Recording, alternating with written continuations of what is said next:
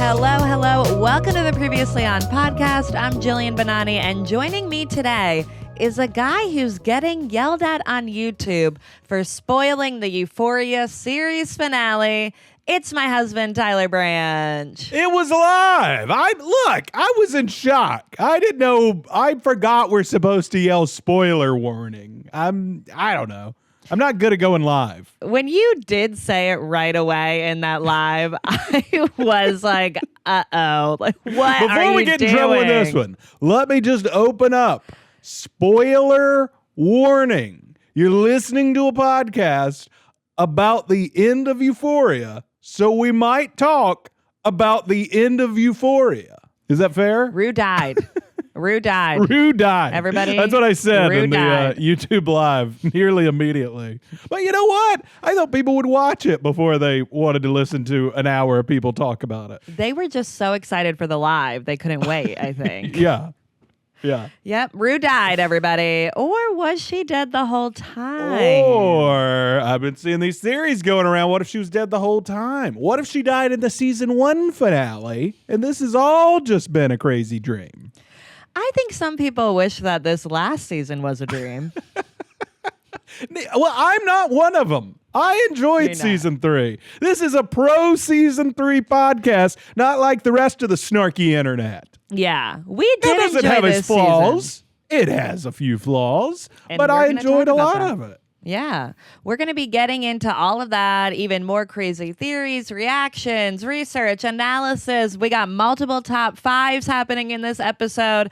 We are looking back on all seasons of Euphoria. So we're going to be talking about seasons 1 through 3. What did it all mean? What did it all mean? Did it mean anything? Plus, Tyler really wants to talk about Euphoria creator, writer, director, showrunner Sam Levinson's interview with the New York Times. I took so many notes on this. Yeah. That came out after we did our live reaction podcast. It also came out that Euphoria is officially over. That came out after our live. So we have a lot to discuss. They were a little cagey about whether this was the series finale or not. Very I guess cagey. he didn't want to give it away. I guess logically people could have figured out what might happen. Yeah, I'm glad that they waited to tell us. I think that was a good move. All right, well, we have a lot to talk about today. I'm already worried about timing. This might be our longest podcast It's an ever. extravaganza. It's covered it all. We did it. We covered every single episode of Euphoria, all the way back from season 1 to now. We started dropping them end of March, April, something like that. It feels like a fever dream. It feels like one of Rue's magical realism moments, to be honest. Yeah, I know. It does feel like, I was having some of those highs and lows Rue was having. Yeah. Well, trying to get through all these pods. We recorded in Disney World and in Hawaii. We did. During it's this been time. quite a run. So it's been fun. We've had fun. It's been relentless, but we've loved it. It's been so fun. And so I'm excited to look back on all of it and talk about the whole big thing, the whole work of art, all 3 seasons. Well, just remember, let's keep this timing, okay? My limit is What's an hour. our record? What's the longest podcast we've ever done? Let's see if we can break it. We're going 2 hours today, baby. Oh my God. No, my limit is an hour and 22 minutes, okay? An hour 22. No more. If No, it's 2 we're hours, going longer than that. If it's 2 hours, I might be considering divorce. It's a beautiful sunny day here in New York, and we're sitting inside talking about old episodes of Euphoria. What a better thing to do. This is great. What else is there to do? I have lost my voice for screaming for the New York Knicks. I don't know if I'll be able to make it to 2 hours. What a time to be alive. Euphoria and the Knicks. Well, before we get into the episode, please follow and subscribe to our podcast wherever you might be listening. I know it probably pops up in the app when a new app comes out, but it really helps us to keep this thing going and grow the podcast. So we would love it if you would follow. First, let's talk about the season 3 finale, because I don't remember what I said in that live. So let's start with the finale. We already talked about how now we know it is the finale. The show is over. And we were really talking about it on that live. Like, well, if they did another season, It could be about this or whatnot. That live feels so long ago. Because, I mean, we sit down at 9 o'clock to watch the Euphoria finale. It ends at what? 10? Rue dies 30 minutes in. And then, the whole thing wraps up by like 10:30, 10:40. And then we're hopping on a live at 10:45 on YouTube to discuss our thoughts. So it's been nice to have a minute, to sit with all Let this. it sink in. Think about what happened. And since we have watched all these episodes recently, it is kind of nice to more reflect on the whole thing as a series. But Tyler, give us a quick reminder recap of what happened in the finale. Very basic. Oh boy. Okay. Well, I think when you had me do this on the live, I think I talked for like 30 minutes straight describing the recap of the finale. So I'll try to go a little quicker this time. All right. I wrote this down. All right. This is what happened, if you will remember, in season 3, episode 8, In God We Trust, the finale, series finale of Euphoria. Rue escapes from Laurie's and gives back to Alamo what was stolen out of his safe. Alamo rewards Rue with cash and painkillers. Laurie's guys and Big Eddie are smuggling fentanyl across the border in a medical van using Kitty's BBL as a cover. Bishop and Big Eddie swap the vans, steal the fentanyl for Alamo. Laurie's farm is raided by the DEA. The guys are arrested. Laurie commits suicide. Faye and Wayne escape and seem to hijack some poor family on the highway. Rue is sleeping on Ali's couch and has visions of helping Fez escape from prison, as well as visions of her family and Jules.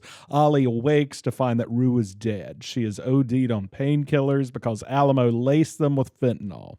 Months later, Cassie and Maddie are running an OnlyFans content farm out of Cassie and Nate's old house. They try to hire Lexi as a writer. Ali has started drinking again. He goes to the Silver Slipper strip club dressed in his military uniform for revenge with a sawed-off shotgun. Ali and Alamo have a duel, but Bishop betrays Alamo by removing his bullets from his gun. Ali kills Alamo in the final scene. Ali visits the Christian family near the border that Rue met in episode 1 of this season, and he leads the family in prayer. The final lines of the show are, "Let her memory be a blessing. Amen." We see the American flag waving over their farm, and we hear Rue's voiceover say, "May God bless us all." And that's the end of Euphoria. Whew. Well, we've had a few days now, and I feel like everything after Rue died was a little bit of a fever dream when we were watching it. I feel like in that live, I was so more focused on Rue's death. And I mean, you were bawling your eyes out. I don't know how you even saw what happened after that. You were quite affected. We rewatched it, and I was like, I kind of forgot about like the American flag at the end and kind of Ali leading them in prayer, because I was just like, whoa, a lot is happening. It was a lot to take in. So who knows what I said on that live, and we reserve the right to change our minds as well. Okay, I'm always flip-flopping. I'm always taking things back. No idea what we said. Yeah, no idea. No idea what we said on that. So finale instant reaction. Let's start with our top line reviews. Tyler, did you like the finale?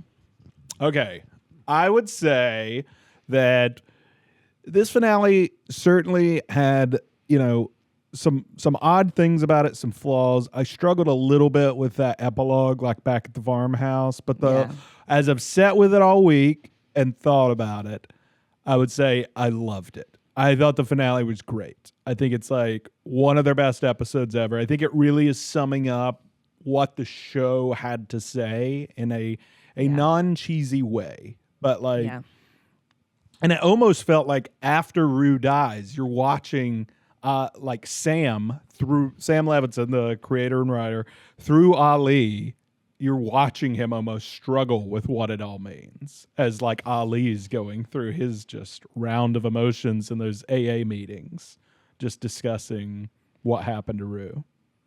So I thought it was great. I really did. It was fun. I mean, we even went back to Euphoria down in it. We even went back to East Island in her visions. And obviously seeing Angus Cloud again and that, old footage they had of them. Like, it was just pretty powerful. And I thought it had something pretty profound to say in the end. And we'll get more into what it means. But I would say I loved it. I thought it was great. Yeah. I really liked Best it episode too. of the season. Best episode Yeah. in a long time in Euphoria. Yeah, I really liked it too. And I think I really liked it because it did feel like classic Euphoria to me. Rue going back to East Highland. Like, I just was not expecting that. And I think that this episode brought it back to what Euphoria was about in the beginning, like Rue's addiction and drugs. And I think without that, I wouldn't have loved it as much as I did. But this felt like a big finale to me. This felt like giving the show meaning again. It had a lot of twists. It had a lot going on. It was entertaining. It had a message. I felt like they really pulled this off. Yeah. Yeah. I think what some people have struggled with is the show post Rue's death. I think people really struggle with the Ali thing, but it's why we've always said the specials are important. Yeah. That I do think he's been trying to signal to everyone since that first Euphoria special that Ali really is one of the most important figures in the show of we've described him as being kind of the heart and soul of the show, the show's conscience in a way.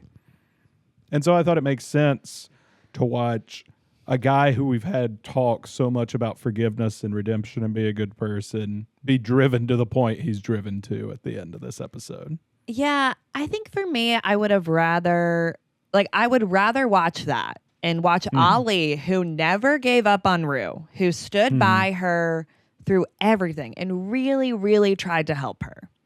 I'd rather watch Ali get redemption for Rue than watch Cassie dressed in black at Rue's funeral. Like that, I do think that the show really kind of deviated from that high school friend group. And to me, I don't think that we needed to see necessarily all these characters mourn Rue. I think that we saw the two people who meant the most to Rue outside of Ali, Lexi and Jules.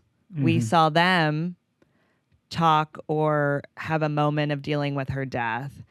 But I don't think that I necessarily needed to see all these characters come together for a funeral or something. I think it meant more to see Ali try and get redemption for her. Yeah, I've seen people annoyed there wasn't a funeral for Rue, but they couldn't have done that. That wouldn't have worked. Because for Euphoria to do a funeral, that would mean you'd have to have their entrance and their glam outfits and the whole craziness of it all. You can't just do something like that in this world on Euphoria and it just be a normal sad funeral. You'd have to have Jules walking in the craziest dominatrix looking outfit. You know what I mean? It's just not the tone of this show. And I think them to do some kind of realistic sober funeral wouldn't have quite worked either. And I saw the actress who played Laurie said that, her thoughts on why there wasn't a funeral was that because after the funeral is usually when the grieving gets the worst because it's all over and they really are gone. So it kind of makes sense to just skip ahead. That is such a good point. Wow, I didn't think about it like that, but I agree. I do think that it wouldn't have felt like Euphoria. We also did have a very powerful funeral scene already in this show in season 2 with Rue's dad's funeral. And I think that was so powerful. I don't think that Rue's would have maybe come off in the same way. So yeah, but don't a little bit of you wish you knew what Maddie was going to wear to that funeral? Well, of course, yeah. I mean, of course. Who would have the craziest outfit, Jules or Maddie? It would be something. I'd go Jules. Yeah.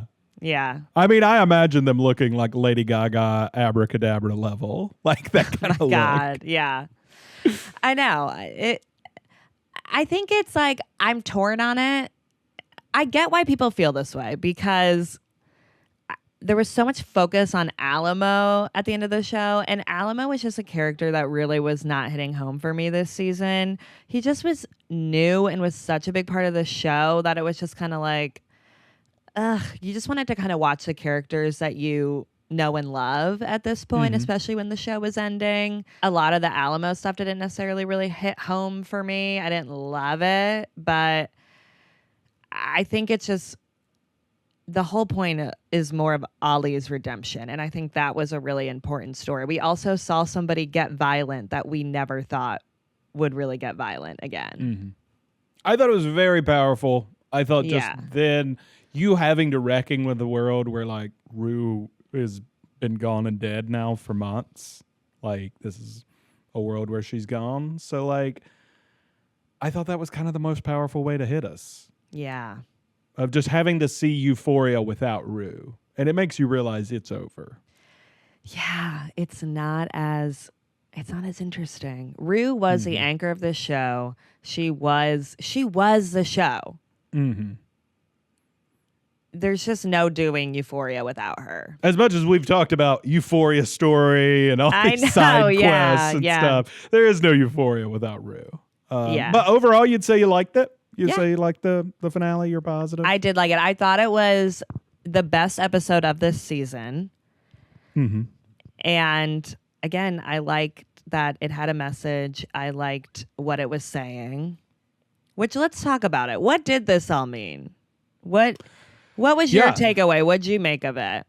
So definitely what it all means is Sam Levinson has confirmed this in multiple interviews, and the 3 seasons of Euphoria were structured to be the first 3 steps in Alcoholics Anonymous. So the first one is admit you are powerless over addiction. And season 1 was showing that of Rue, of just she'd come out of rehab and we are watching her relapse. Like she is powerless over addiction. It has come for her and she has that relapse at the end of season 1.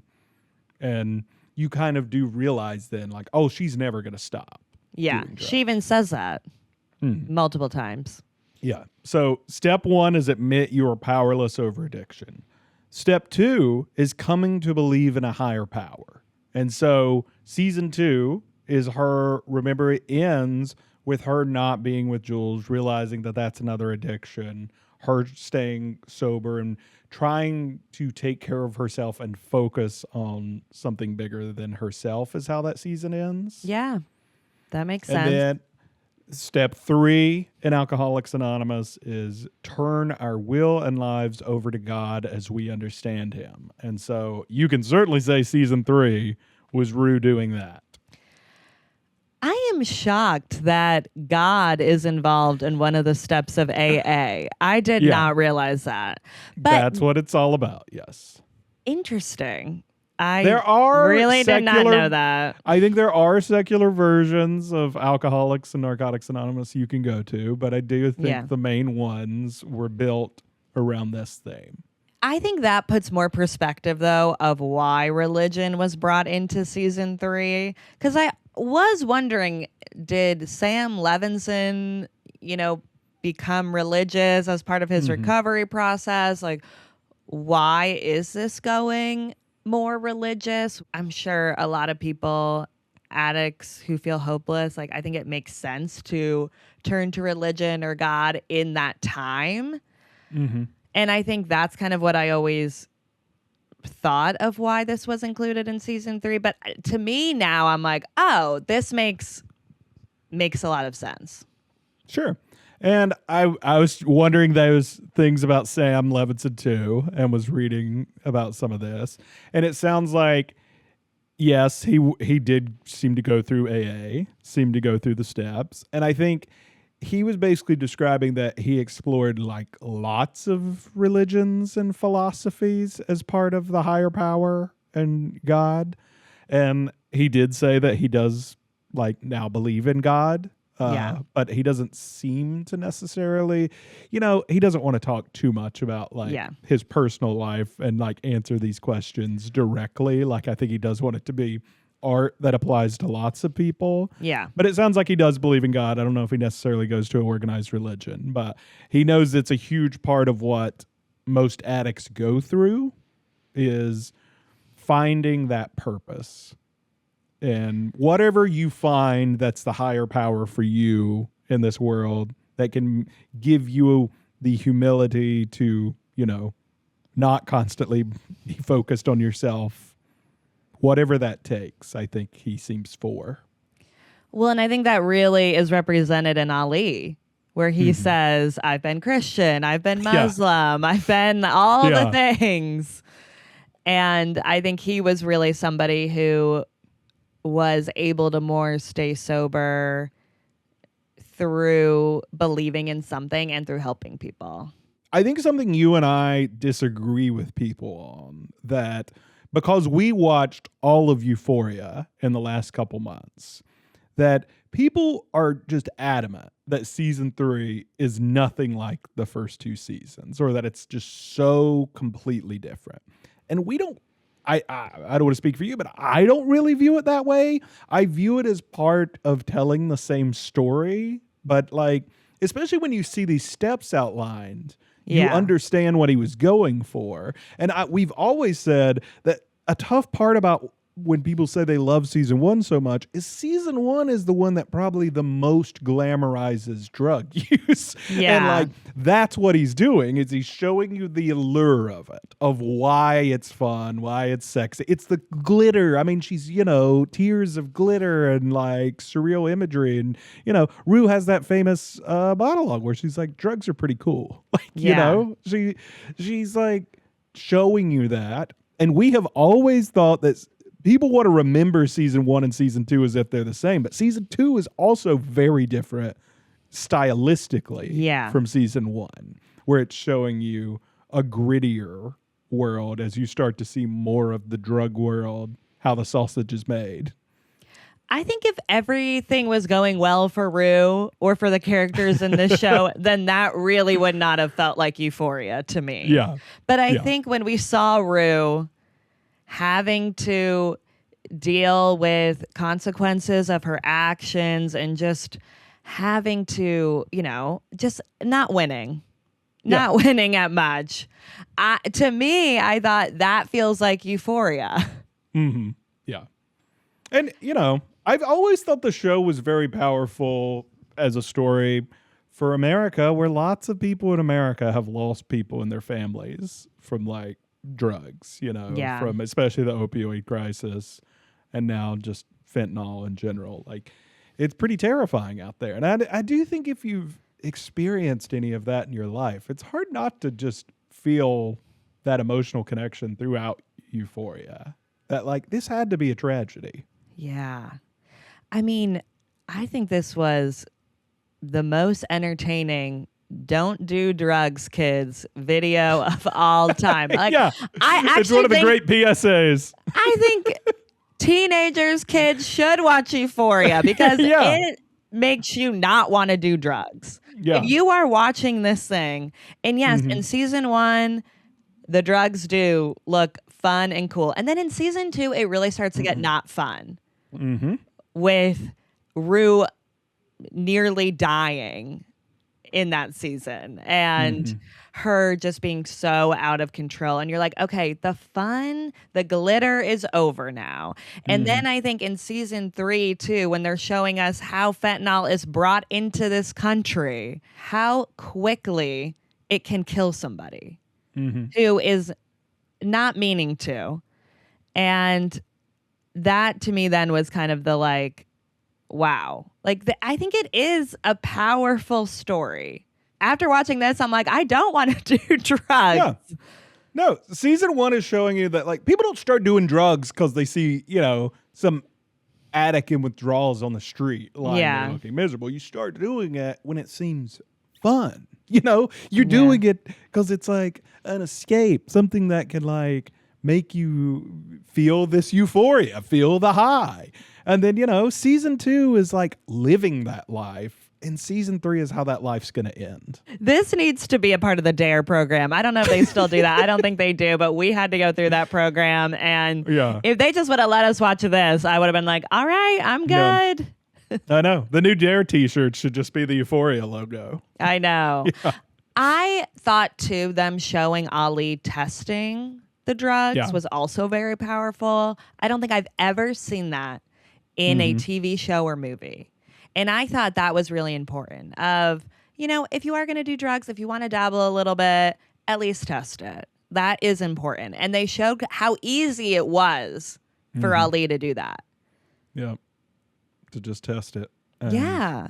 It's so because it is that, so bad. It's so fentanyl is in a lot of things, and it's really scary. I read and listened to a lot of Sam Levinson's interviews this week, and he basically he discovered this whole idea. He said when he was in rehab that we are nothing more than an amalgamation of our actions, a collection of our actions in our life. And he said that's what really scared him when he was going through rehab. And he's like, well, then I'm nothing but like a drug addict and a thief and a liar, is what he said he felt like when he was in his late teens in rehab, because he said that's really all I've done with my life.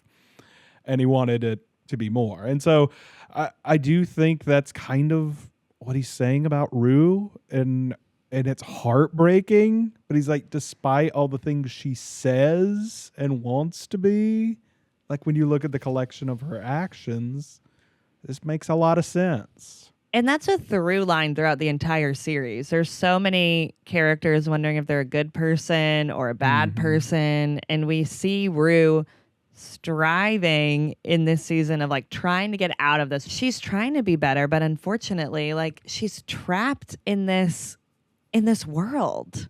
But I think it's tough because we're probably more sympathetic than I feel like what happens is like Sam Levinson being someone who got out of the addiction and has done something with his life. I think he's just like, sometimes these people, I think he kind of thinks that sometimes these people need some tough love, that like you can't, I think that's sort of what Ali is arguing with at the end, is that like, you can't just feel for these people all the time. Like, yes, it is so unfair that Rue got addicted to drugs as basically a kid, as like a very young teenager, was, then trapped in this world with drug dealers, with people using her. She never had like a life outside of it after that.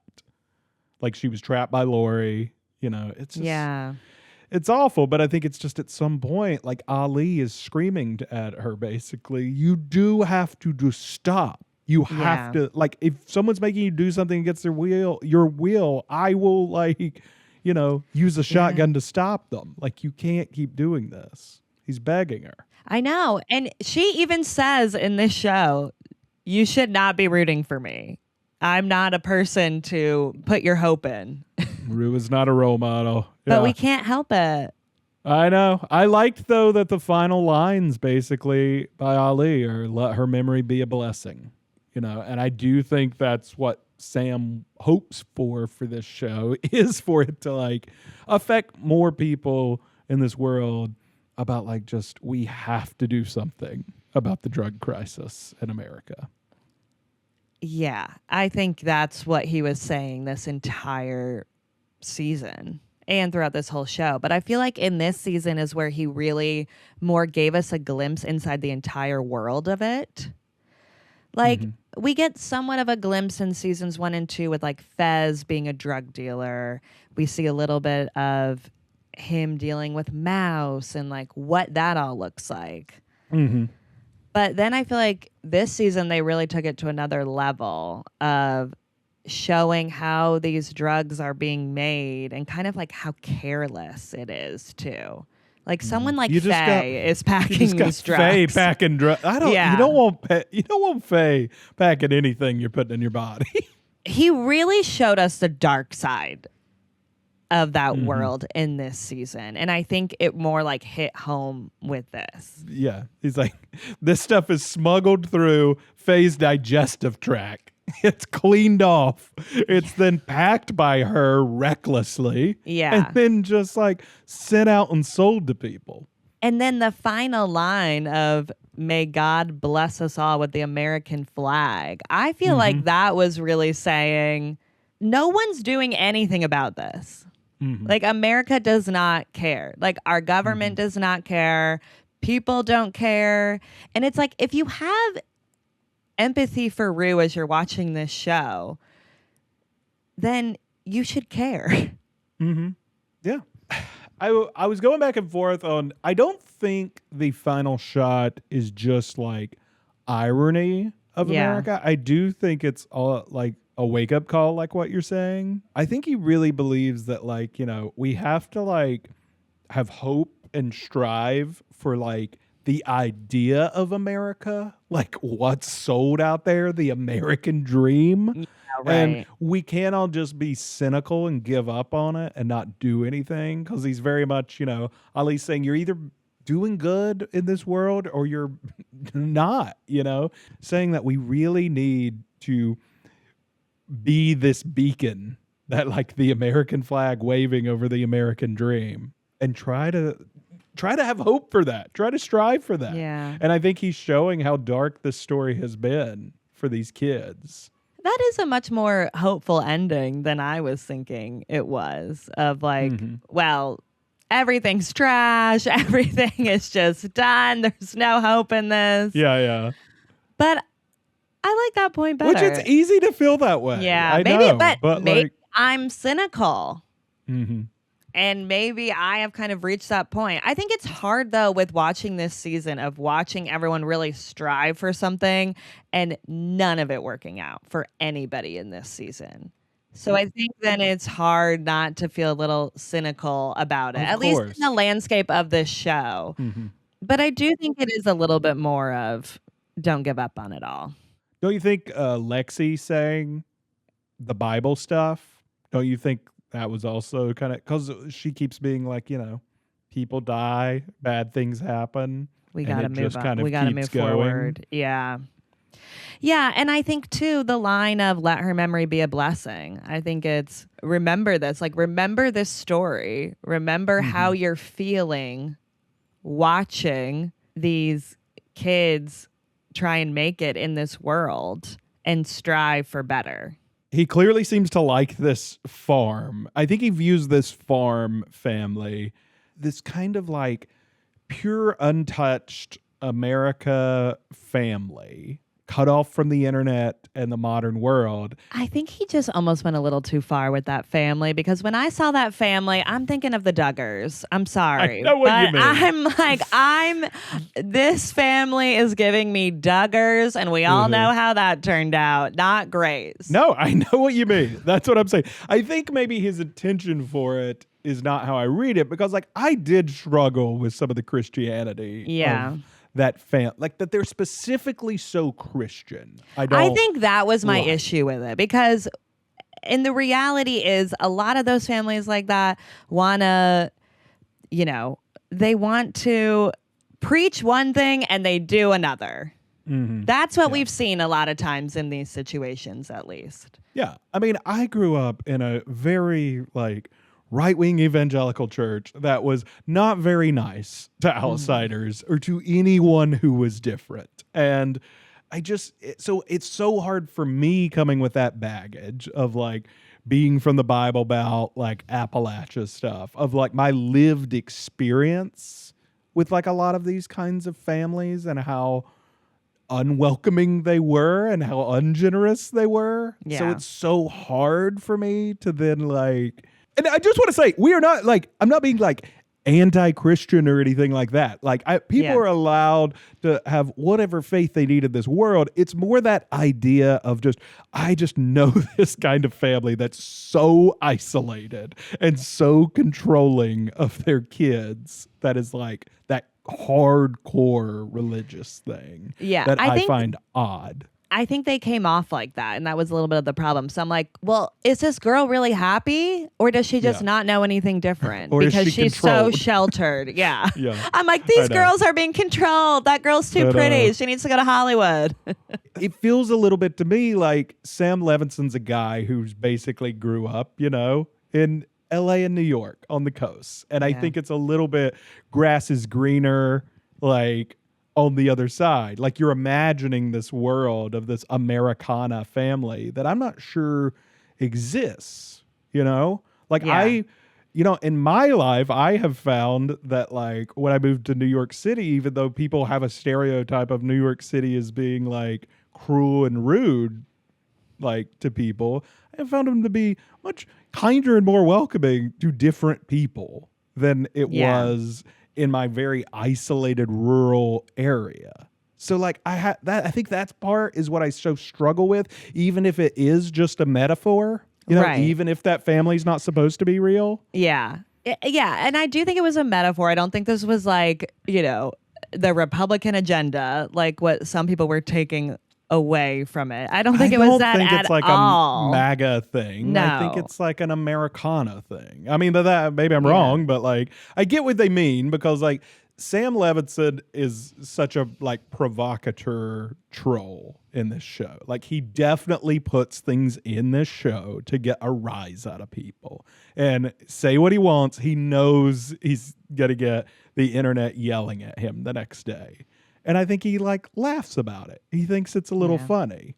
And so I do think sometimes I can struggle with that part of it where I'm like, at times Sam Levinson seems like borderline like those comedians who are like, I got to move to Austin so I can say the R word. Like I'm just such a troll, Yeah. But like, then there's parts of the show that are so heartfelt and so like empathetic. So I don't think that's what he's going for. I think he just loves being a provocateur. Like, a lot of old directors, like a Quentin Tarantino, Brian De Palma, like guys who put things in movies and think it's funny that people are so upset by it. Well, Euphoria is also very heightened, which we always say this. Like it is very extreme. So it kind of makes sense when you view it from that lens of then why he went so extreme with this family. Whereas I'm more like, I wish we just had some of those girls, some of the kids in jeans. Because if I'm seeing these girls in these like buttoned up dresses, I'm like, well, they're forced to wear that with the family. Like the dad's making them wear that or something. It's heightened just like anything else is for him to get the metaphor across. But like then your logical mind starts being like, would any of these kids be okay if they're gay? Like, you do start to wonder these things of like, is this paradise? Like for Rue, like, I don't know. If we just saw some of those girls in jeans, I would have thought better about it. I'm like, they're working on this farm and they're wearing these dresses. Like, I don't know why I'm so stuck on that, but I know what you mean. And I do think part of this show, like we said, he's trying to get the internet's attention through stylized, over the top stuff to get his point across about the drug crisis in America. And like with anything, even though the internet gets very snarky and fired up about stuff, I don't think you have to 100% agree with what a creator thinks about every single issue out there to still love and respect their art and be moved by it. Yeah, I agree with that. I think sometimes people take everything almost a little too seriously too, Yes. I think we even talk about this family way too much. I think we're talking about this family more than maybe Sam has ever talked about this family. Where I think he was like, it's just an Americana dream of metaphor. Yeah, they're just a family on a farm, just waving the American flag, Christian values. And I think he's saying in the show that like his experience of like is Hollywood being very disdainful of that. Of like Lexi at the beginning is like Christians are so judgmental and all this stuff. Well, then I start to think, am I just judging this family? Yeah. Because I'm a little more cynical like that. Like I'm a little bit more like Alexi. I think overall, we like the message of the show. We like that it was saying something. This show came out swinging, saying something. So I like that it went out that way too. I respect a show taking big swings and trying to do something. I mean, there's so many cool things they did on this show, whether it's, literally building the border wall and reenacting Rue coming across it with that. They built all those miniatures for Cassie. Like, I love that their production value is so high and they are striving to do really cool stuff. And I want more TV and movies to be just swinging for the fences like that. And I also like a show that kind of dares to say something now. Like, this show was not trying to please everyone. He had a point of view. And I appreciate it. I think that that's harder and harder to find now. And I think that sometimes a show is trying to please everybody to where it's like just not really saying much of anything. And this show dared to talk about drugs, dared to talk about what's going on in America, like talked about religion in its last season, which I think is like pretty daring. They were covering Snowflake's eyes in the finale, you know? Bishop's dog Snowflake. Yeah. That was a cute This guy dog. likes to get a rise out of people. Yeah, he does, definitely. And now we have friend of the pod, Ryan Carlos, who wants to give his opinion on the season 3 finale and what he thought. Thanks for joining us. Thank you for having me. And thank you for giving me this platform because I feel like I have something very important to say that nobody else caught in this goddamn finale. What is it? Well, Rue is a cow, like, right? That's what they wanted us to take away from that finale. I'm sorry, what? Rue is a cow? Yes. Okay. So the finale when Ollie goes to the farm, and then they throw in that random scene. I'm trying to tell everyone, like, this is what I thought they were implying. I still think they're implying it. When they go to the farm and there's that random scene where there's the cow and the calf, and one of the children on the farm is like, she just gave birth to it 6 months ago. Isn't it a miracle? And it just so happens that flash forward scene was 6 months after Rue died. So I was like, are they telling us Rue is a cow now? So you just wanted to make sure everyone knows that Rue's a cow. I thought I was like, oh my God, they're saying Rue's a cow. And nobody else seemed to take that away, but I'm dead set at thinking they were trying to tell us she's turned into a cow. Like she's reincarnated as a cow. Yeah. Well, and also because like that's where she wanted to go when her life finally got better. And it's like they're telling us like, oh, she did get to go back there, but as a cow. I'm not. You are telling me. Wasn't she's a cow now?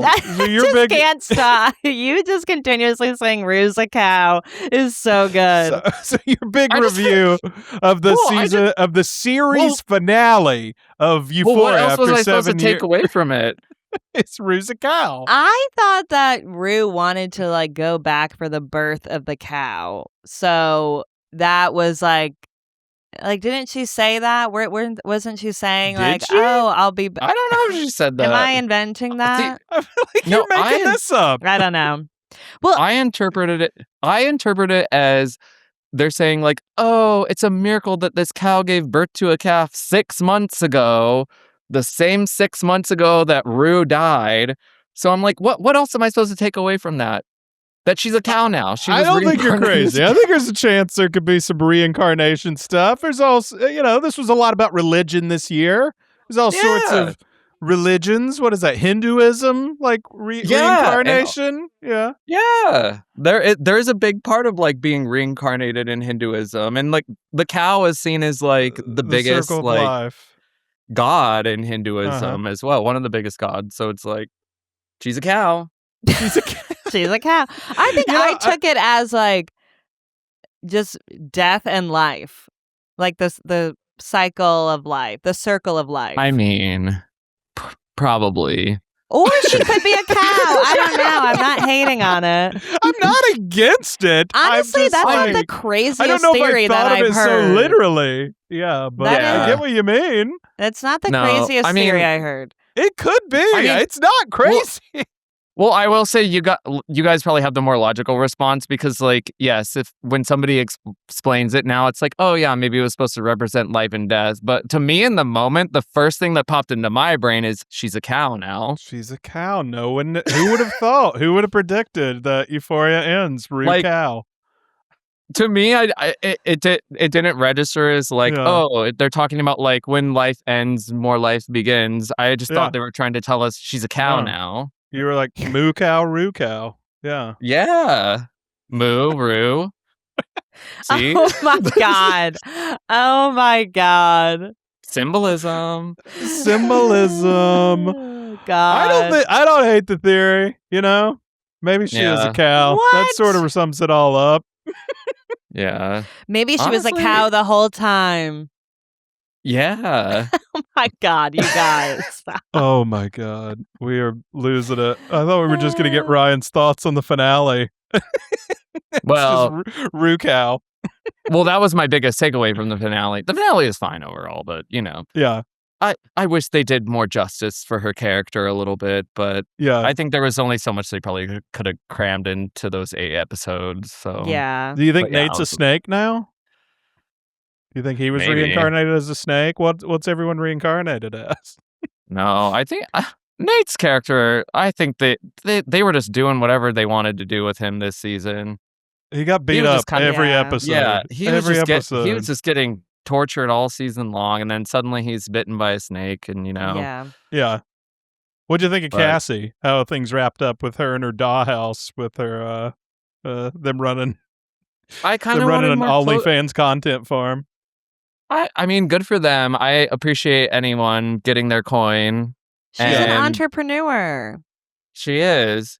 Well, Maddie's the entrepreneur. Cassie's kind of just like the girl that follows along. But I kind of wish, we got a little more info around like their final moment, like Cassie and Mhm. Maddie. I feel like the last episode kind of rushed through that a little bit. I get that. I don't know. I just wanted more, but I feel like, it's hard to fit all of it into, like, there could have been 2 more episodes probably. Like, With a lot I of think Rue could, characters.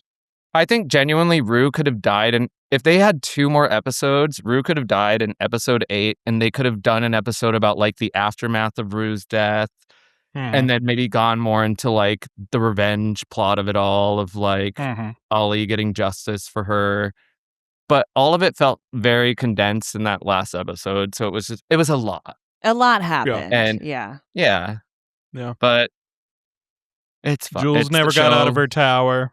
She's there with her sugar daddy, painting. So she was just there painting the whole time. Like, It oh my really God.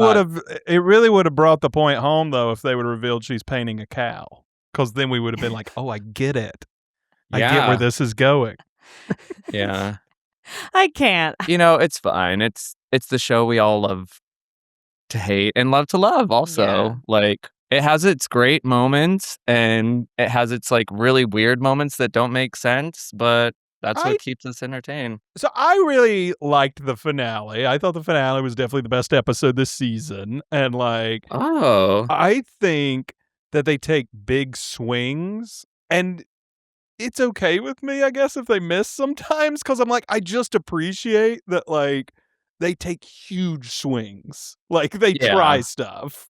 They're not just boring, you know? It has so many things going for it. Like, obviously, it's incredible cinematography. Everyone in the cast is like an incredible actor, like acting the shit out of these roles. And just like the writing is, in my opinion, not the strongest all the time. And We've argued also, he might need a writer's room to get some more perspectives. well, and also just like you hear about these things that like, oh, well, they cut this scene or this didn't make it. And it's like, well, why didn't they include that? Because like in the finale, for example, when what's his name turns on Alamo. Oh, yeah. Bishop. Yeah, when Bishop turns on Alamo, it's like, what was his motive to do that? Yeah.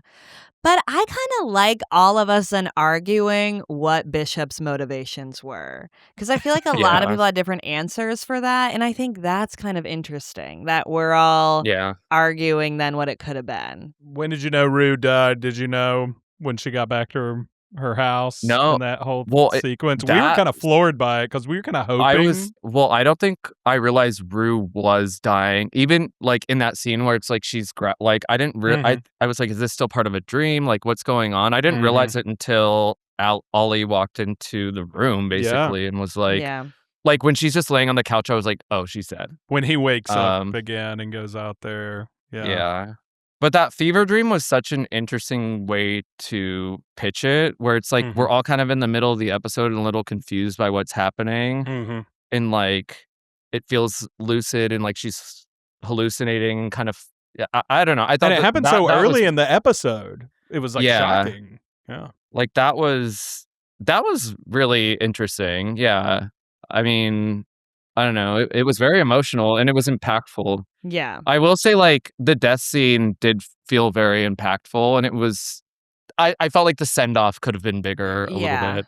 I wanted her mom and sister, I think. Yeah. More so in that moment, because a lot of her drug storylines, they were involved in it. So I think if we would have gotten maybe something with them, Yeah. you But just also kind of wanted maybe it. that was. I think even as Yeah. a viewer, you wanted to sit in the death a little bit more, and then all of a sudden we're in the strip club again, Yeah. and it's like, whoa. Yeah.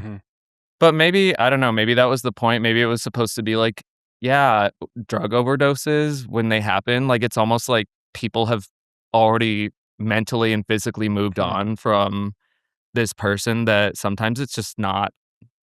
It's They're not. just It's an they just anticlimactic disappear. thing. They just Yeah. disappear. Like Yeah. I was saying though, it does feel a little like eerie because you're like watching the show, then you're like, wow, I'm watching Euphoria with no Rue. Like Yeah. it does Yeah. feel like, oh, this show's over. Like Yeah.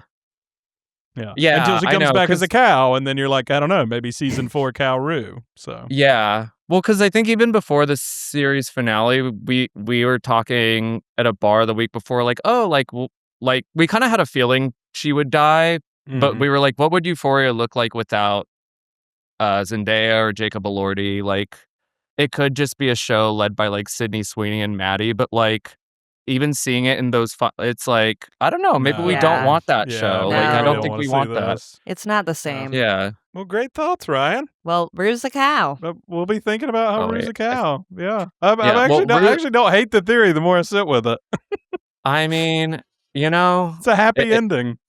yeah. I It's a think happy ending. It's nice to think also- that maybe she ended up at the place she wanted to be that whole time. Oh, that's sweet. So- Okay. Okay, I kind of like I that. don't know. Back on the farm, Yeah. she always wanted to be at. I think it's She's just back on the fun to farm, say but just Rue's as a a cow. Simple Rue's a life. cow. It's just fun Yeah. to say. Yeah. Rue's a cow. Yeah, Rue's a cow. be crazy. Someone watching the pilot now, you'd be like, you never believe how this is going to end. Rue's a cow. Oh my god. That should be how people introduce people to the show if they haven't Yeah. watched it. So she starts out as a high schooler Yeah. and then turns into a cow by the Yeah, end. she starts out as a high schooler who does drugs and cries glitter, and she ends as a Yeah. cow. Yes. Well, thank you, Ryan, for joining us and giving us a different perspective. That was a lot of fun. Yeah. Thank you for having me. We needed I that. Thanks, appreciate it. Ryan. Yes. All right. Bye-bye. All right, do you have some Tyler's takes for us on the finale? I do have a few. Tyler's takes, notes I wrote down about the finale in my notes app was back to what you were saying about Alamo. Alamo ends this because I think I got the impression that Sam really respects that actor Adewale's performance in the show Oz. It was a prison show on HBO, one of the first like kind of prestige dark shows, and he plays this very scary, ruthless character, Simon. I've seen some of that show, but I never like watched the whole show.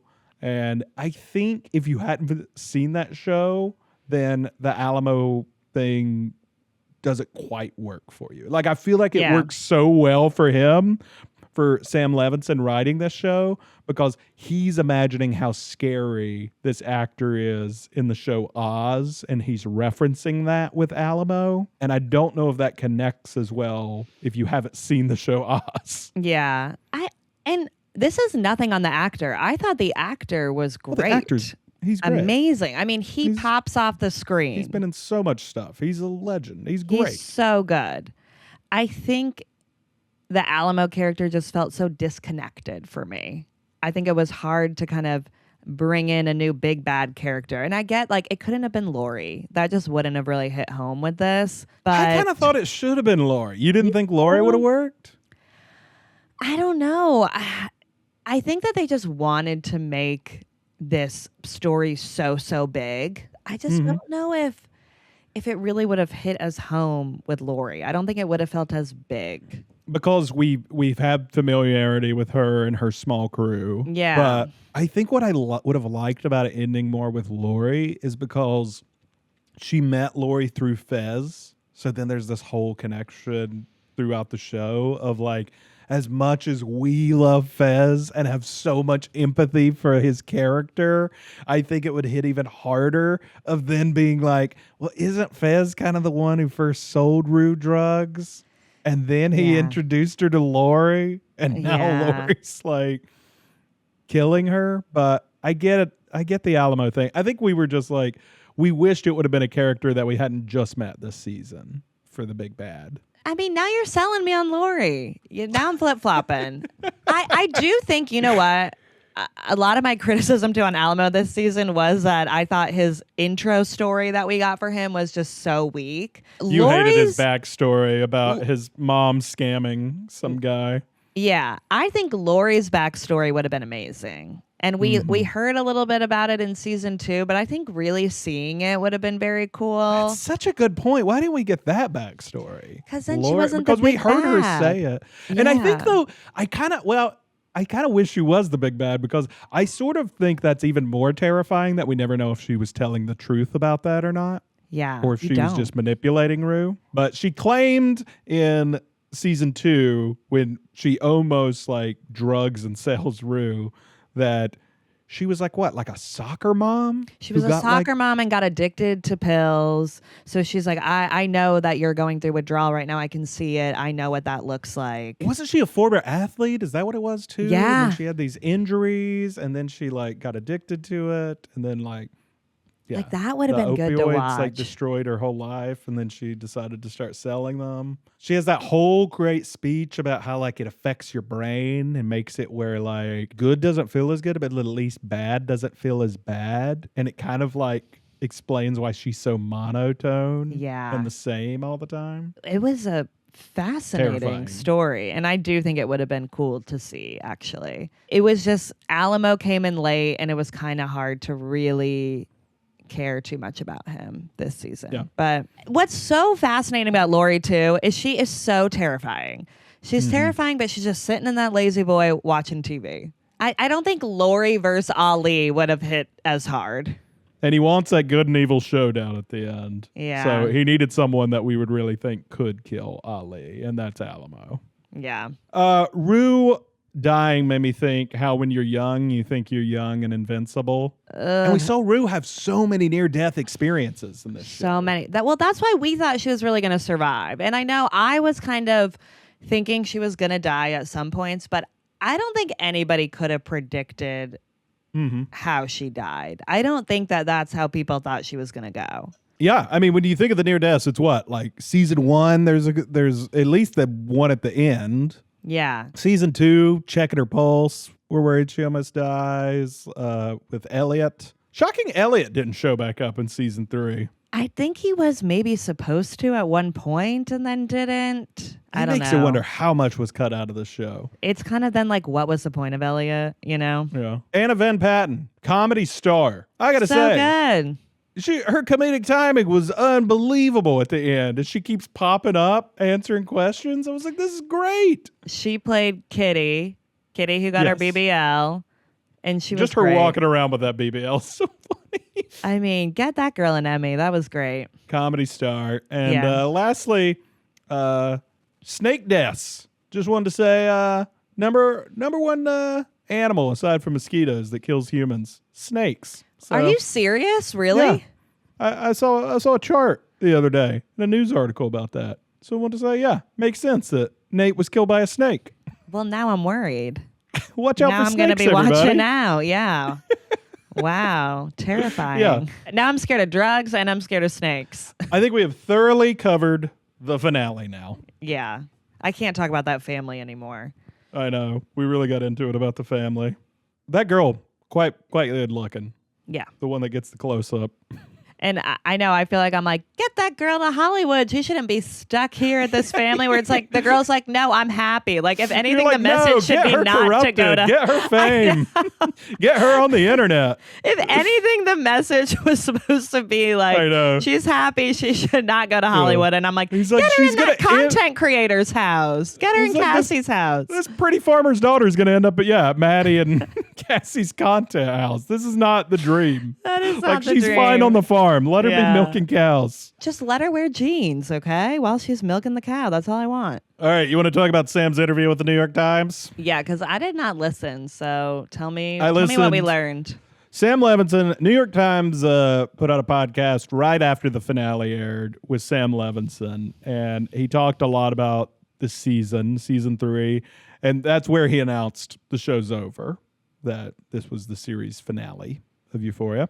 But wrote down a few notes while I was listening. Tish, whenever she collapses at the beginning. Oh, the girl who died from fentanyl in the first step. Alamo's girl, who Rue delivers them drugs from Laurie, and she takes them and she collapses from a fentanyl overdose. And that's why Alamo was going to shoot Rue, was blaming Rue for this in the beginning.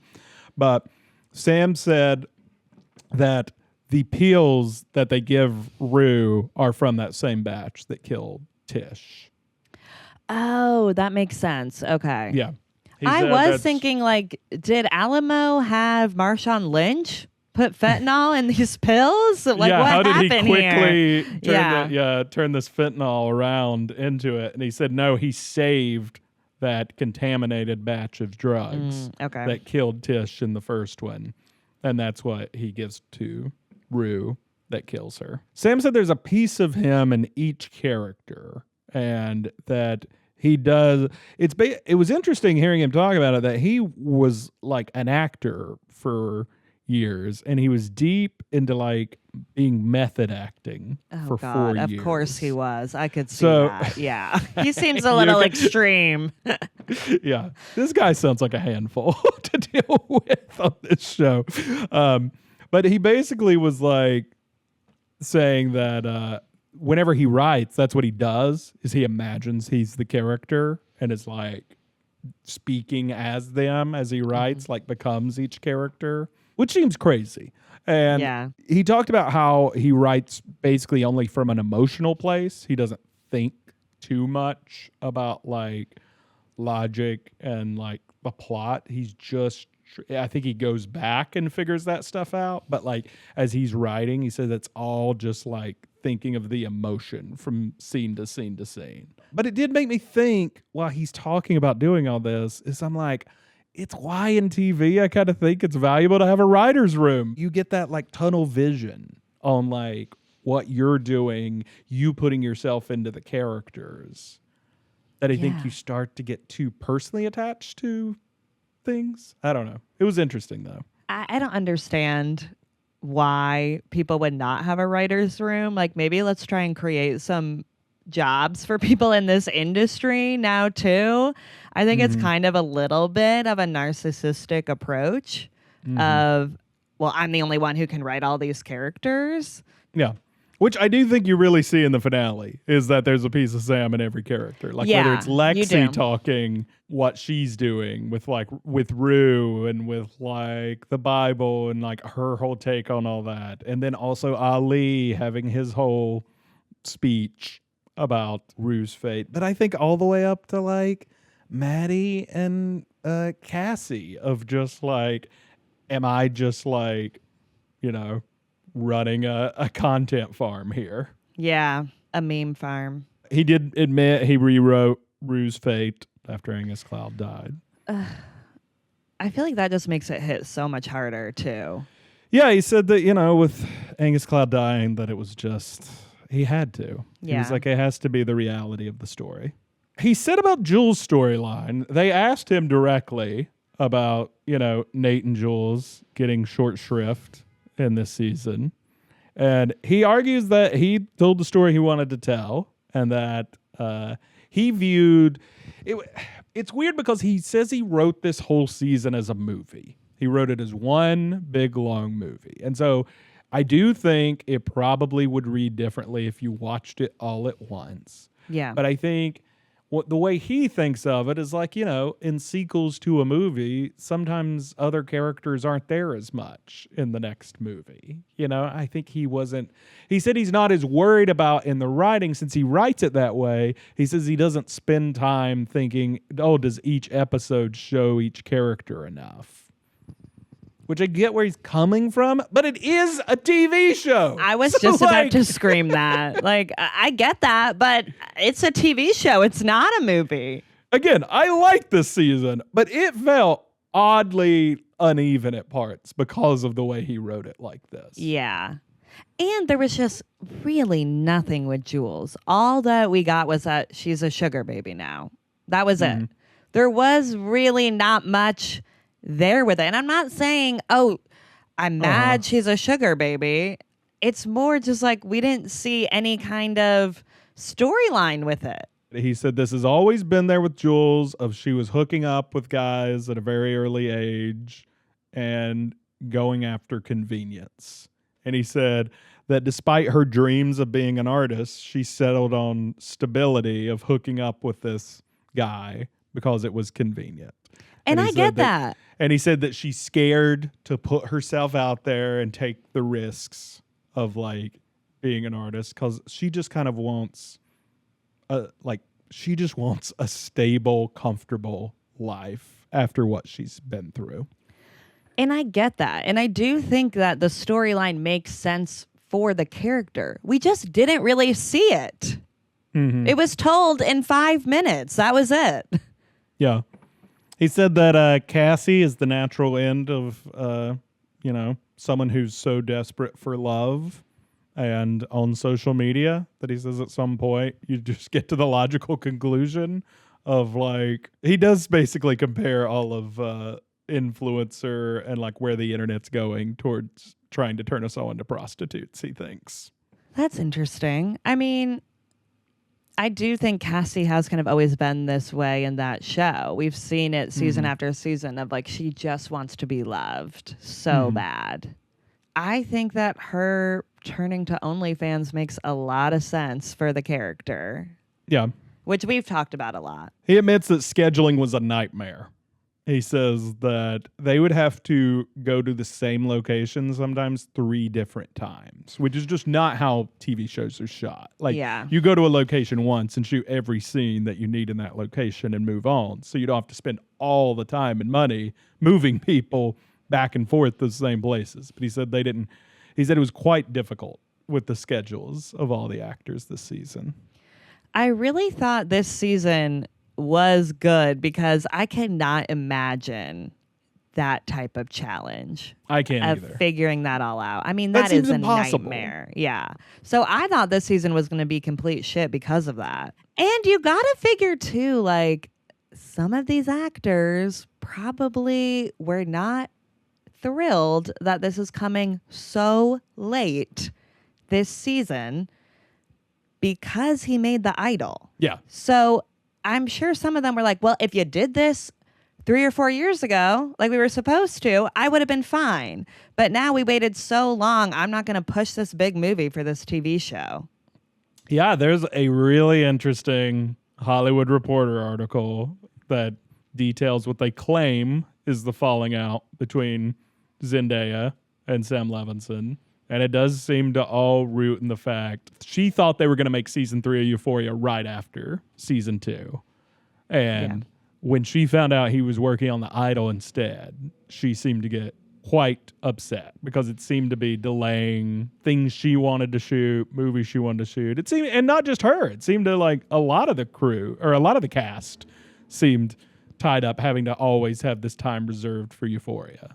And so they claim in that article that they got real mad at each other over The Idol. Sure, I get it. Hit the delays. But, there were also delays he couldn't help, like the writer's strike. Right, like yeah. that. But I get the annoyance of this show is the biggest show on TV. Why are we waiting so long to make this? What is going on? And lastly, he just wanted to reiterate that this show's a comedy. And he said that, he said, obviously, like, it's a tragedy. But he said, it's also, like, most of the scenes I'm writing, I'm laughing. Yeah. Like, a lot of the parts of it. And he said he just worries that sometimes when people watch this alone in their homes and are on the internet half the time reading live tweets, he said, as they're watching the scenes, that they forget that there's, like, irony and comedy to a lot of the scenes. Things aren't always meant to be taken literally.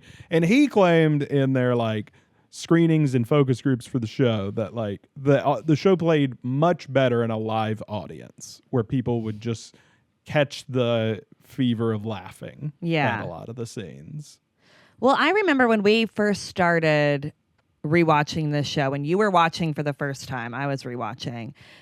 One of the things you were shocked by was how funny it was. You were not expecting that. It's such a funny show. Yeah, it really is. From the beginning. Yeah. Yeah. No, it is funny. I mean, Cassie being a giant is supposed to be funny. Was dying. It is not meant to be this real. Like the message is pretty obvious there, and I don't think it was meant to be this. What people took it as. I think we were shocked people didn't like that episode more than they did when we were seeing some of the response of it. Because I think after you and I watched that episode, we watched it with our friend Ryan, and we were like all dying, laughing. Yeah. Well, we were watching in a group. We weren't watching it alone. Yeah. We thought Cassie's whole storyline this season was pretty funny. I did think it was pretty funny. Yeah. I think it was meant to be. Yeah. She's cleaning a dildo while having a conversation. Like, it's all funny. Times. Yeah. She's trying to cheer Lexi up. Yeah. Their dead friend. She's like, but what am I going to do? Not clean my dildos? She is a businesswoman. She has things to do. I got to paint these walls to get everyone in the mood. Yeah. We're laughing just thinking about it right now. I enjoyed it. Yeah. All right. So I think that kind of covers his interview. All right. Should we talk about theories, predictions, what we got right, what we got wrong? Let's do it. Lay it on me. We said a lot of things this season on this podcast. We did. Some of the things were right? Yeah, we did get some things right. Well, one thing that we got right in the finale was that Ollie was setting up for violent revenge. We did call that. We knew that. Yeah, we thought that was definite. I mean, they show like we were so right that like there were scenes put in this season showing him like in shape, showing him working out, his military medals on the wall and things. Like showing this guy does have the power to be violent if he chooses to be. Yeah. He just has chosen to walk this peaceful Zen-like path of being a preacher type. Well, we said Rue and Nate would die. I did say Rue was going to die. I just flip-flopped it at the very end, and I'm mad that I did that. It depends on which episodes you listen to. Why we said that. We started out, I think, we were really leaning early on the season that Rue and Nate were going to die. And the tough part about it is when you talk about it for so long each week, breaking down every little scene, you start to get in your head. Yeah, that's what I did. Well, maybe that's not right. Maybe I had the wrong take on that. Well, I think part of our problem was we kept thinking one person was going to die. We never really thought it would be two. And I think that's where we went wrong. Because you were saying Nate was going to die. I said Rue. We weren't guessing it would be both of them. So we were kind of right and wrong on that. And in the end, with it being kind of like a moral judgment, this show, I think Nate was punished for his lies and his evil ways. And, Rue was the logical end of her addiction. Which is just sad. I think that's really just what it is. Both very sad.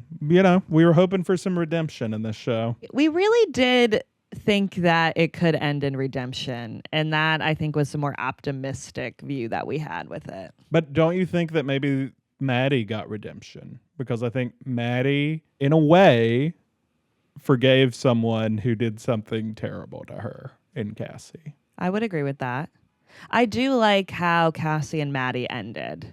I mean, I'm sad that Cassie is just sitting in that house alone at the very end. Mm-hmm. But I think that one of the more brighter spots this season was that they became friends again. Mm-hmm. And, Maddie always had all those crosses. So maybe they protected her. Remember at the wedding, she has that one cross almost in her crack? How could I forget? So good. I guess they were protecting her all season. Another one we got correct. Have Gun Will Travel, which you watched. Men on Horses lassoing Rue. We said people on horses would be chasing Rue. And that it would end with a duel. Yep. So these things, I don't know if I specifically said it would end with a duel, but I did say that they would all be chasing Rue on that, and there would be a Western theme ending to all this. We thought it was going to be the duel between Laurie, Alamo, and then the DEA. Mm-hmm. So we were somewhat surprised. He pulled Alamo out of this, to Yeah. have his own duel with Ali, which was kind of hard to see coming until the next to last episode. Yeah. People thought we were right, but we think we're wrong. Big Eddie was not an informant. Or was he? Well, I've seen a lot of conflicting stuff on this. I've seen so much conflicting stuff on this. I took it as, so Big Eddie, people got a little confused by it because clearly they have the van bugged.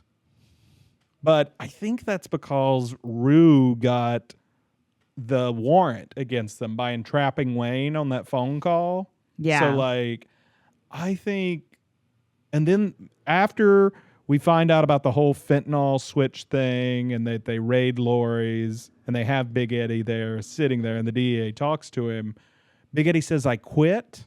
But I think he's saying that he quit working for Alamo. I don't think he was working with the DEA, right?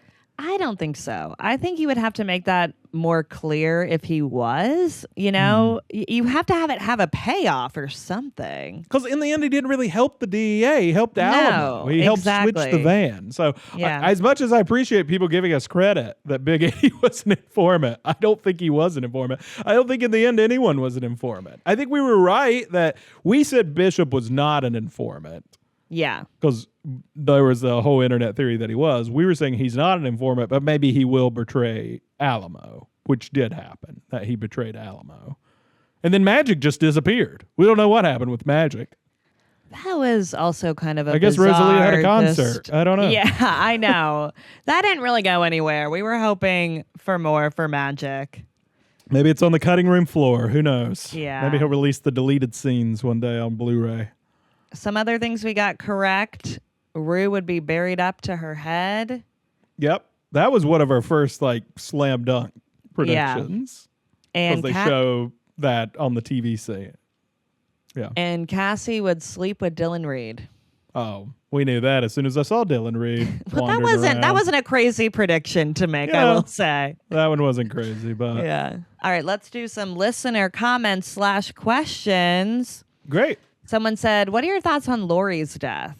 Okay. Do you have any thoughts on this? I was thinking about this. I think it would have hit more if she was the big bad. Laurie felt a little more pushed to the side for me this season. Mm-hmm. I wish she was arrested. Mm-hmm. It would have been nice to see her in handcuffs and in jail. I mean, I think I sort of still thought of her as the big bad in the first episode of this season. When she shows up at that stand Rue's working. Yeah. And it's like, hello, Rue. You owe me money.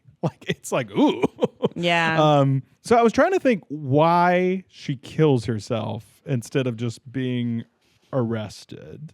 And I think there's a couple things going on. I wondered if she's a drug user. I don't think we ever got a clear answer on that because she's so monotone and her brain's so wired to not feel anything anymore. Maybe she is still addicted to opioids. Maybe she's a functioning drug user. I think that's possible.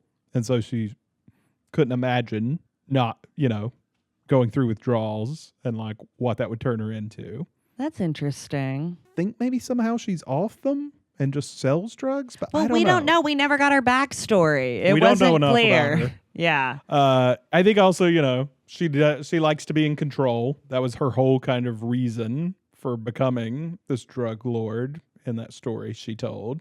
She might also have some sketchy trafficking things, the way she drugged up Rue that time. Yeah. It wasn't going to go well for her in the court, and I don't think it would go well for her in jail. So I do think she felt like this is what she had to do because she was going to go to prison for the rest of her life. Think about everything she's done. But there is something a little funny of she thinks that the DEA has just found an insane amount of fentanyl in that van. And it turns out they found nothing. So they actually didn't find any of the fentanyl. So there is something a little funny about her killing herself thinking they've caught her with all this fentanyl, and they didn't. I know. What would have happened? Would she have even gone to jail? It wouldn't have been the charges they were hoping for when they thought she had smuggled an absolutely insane amount of fentanyl into the United States. It really would have been what they could find on the farm, and then who knows what previous charges. But she certainly would have had intent. They definitely have phone calls. But Yeah. I don't know. I don't know if her sentence would have been the rest of her life like she thought it was. Yeah. She kind of made a rash decision there. So it's a little funny that the fentanyl wasn't there. I know. I do kind of wish we would have seen her, get taken away in handcuffs and gone to jail, because it really felt like she jailed Rue for all these years for this debt of something from a teenager. But Euphoria just never ends in like the hopeful way that I wanted to. She's going to take the easy way out for sure. Someone else said, but Rue didn't relapse. She thought she was taking a painkiller and it was laced with fentanyl, so it's just murder by Alamo. I've seen this debated a lot, and I think two things can be true, in my opinion. Okay. I think Rue did relapse because she took one of the pills. Like, her taking a Percocet is relapsing. Because in another season, when she was in the hospital, they would only give her Tylenol or Advil for the pain. Exactly, yeah. That had been set up, you're right. Yeah. So her taking the Percocet is relapsing. But I do think she was also murdered by Alamo. She did not want to die in that moment. She did not take the whole bottle of pills. She did not want to die. Alamo did lace these pills with fentanyl to kill her. And I think that's what's so powerful about the show is, I think Sam Levinson is very worried that like he probably would have died when he was an addict, I think he thinks, because just one bad pill and you're dead. Yeah. And I think he just thinks what a scary world that is, that like I think he thinks about his battle with addiction and how difficult it was. And then nowadays that you would top that off with, you could also just make one mistake and instantly die. Well, that's why I think it's such a powerful ending. She was murdered and the fentanyl did kill her.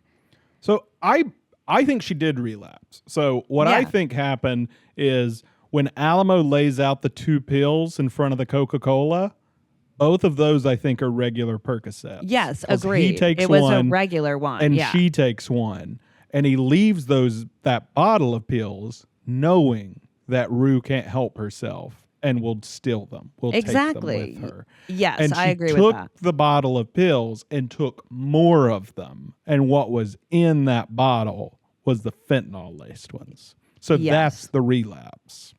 Because if she had just taken the one he gave her and walked away, she wouldn't have had the fentanyl-laced pills. Right. He knew she was going to take more. Yeah. I do think she relapsed, but I also think that the fentanyl, he did murder. He did obviously do it on purpose to kill her. Yeah. Which is why it's so sad He knew she wouldn't be able to control herself. She's an addict. Like, she didn't die by an overdose. Yeah, no. It was by fentanyl. But he knew that she wouldn't be able to resist, just like, we've seen her with the cartoon talking heads of the pill bottles in the past. Like, she looks at that pill bottle and she's like, gotta have it. Yeah. And that's why it's so sad. And really giving a message on fentanyl, for sure. Yeah. Someone else said, not satisfied with how Jules and Nate were developed, but the finale reminded me that this was Rue's story. Oh, yeah. Absolutely. Yeah. I do think, we've talked about this of just Zendaya and Rue carry this whole story. Yeah. The Coca-Cola bottle is pure Americana. Yeah, I guess that is what the Coca-Cola was referencing. That's just like America. Yeah. There was a lot of Coca-Cola featured in that finale. I don't know. It was either sponsored content or I think pure American symbol is also something that's probably not good for you. He's giving us a message on Coca-Cola, too. I think so. I think this is an anti-Coca-Cola show. That's too far. Like, no, that's just, you've gone too far now at this point. So he's giving a message about fentanyl and Coca-Cola. And Coca-Cola, yeah, I think. Okay. I think he's really worried about the soda industry. I'm putting my foot down on that one. Absolutely not. You've gone too far. All right, another one. Paco and Pancho are both nicknamed for the name Francisco. So both characters are named Francisco. Oh, and have gun will travel. Yeah. I love that there's a have gun will travel comment. Yeah. Wow. That's a good note because it was the same actor playing Paco and Pancho. So that's interesting that that's the same name. Cool. All right, another comment from Katie.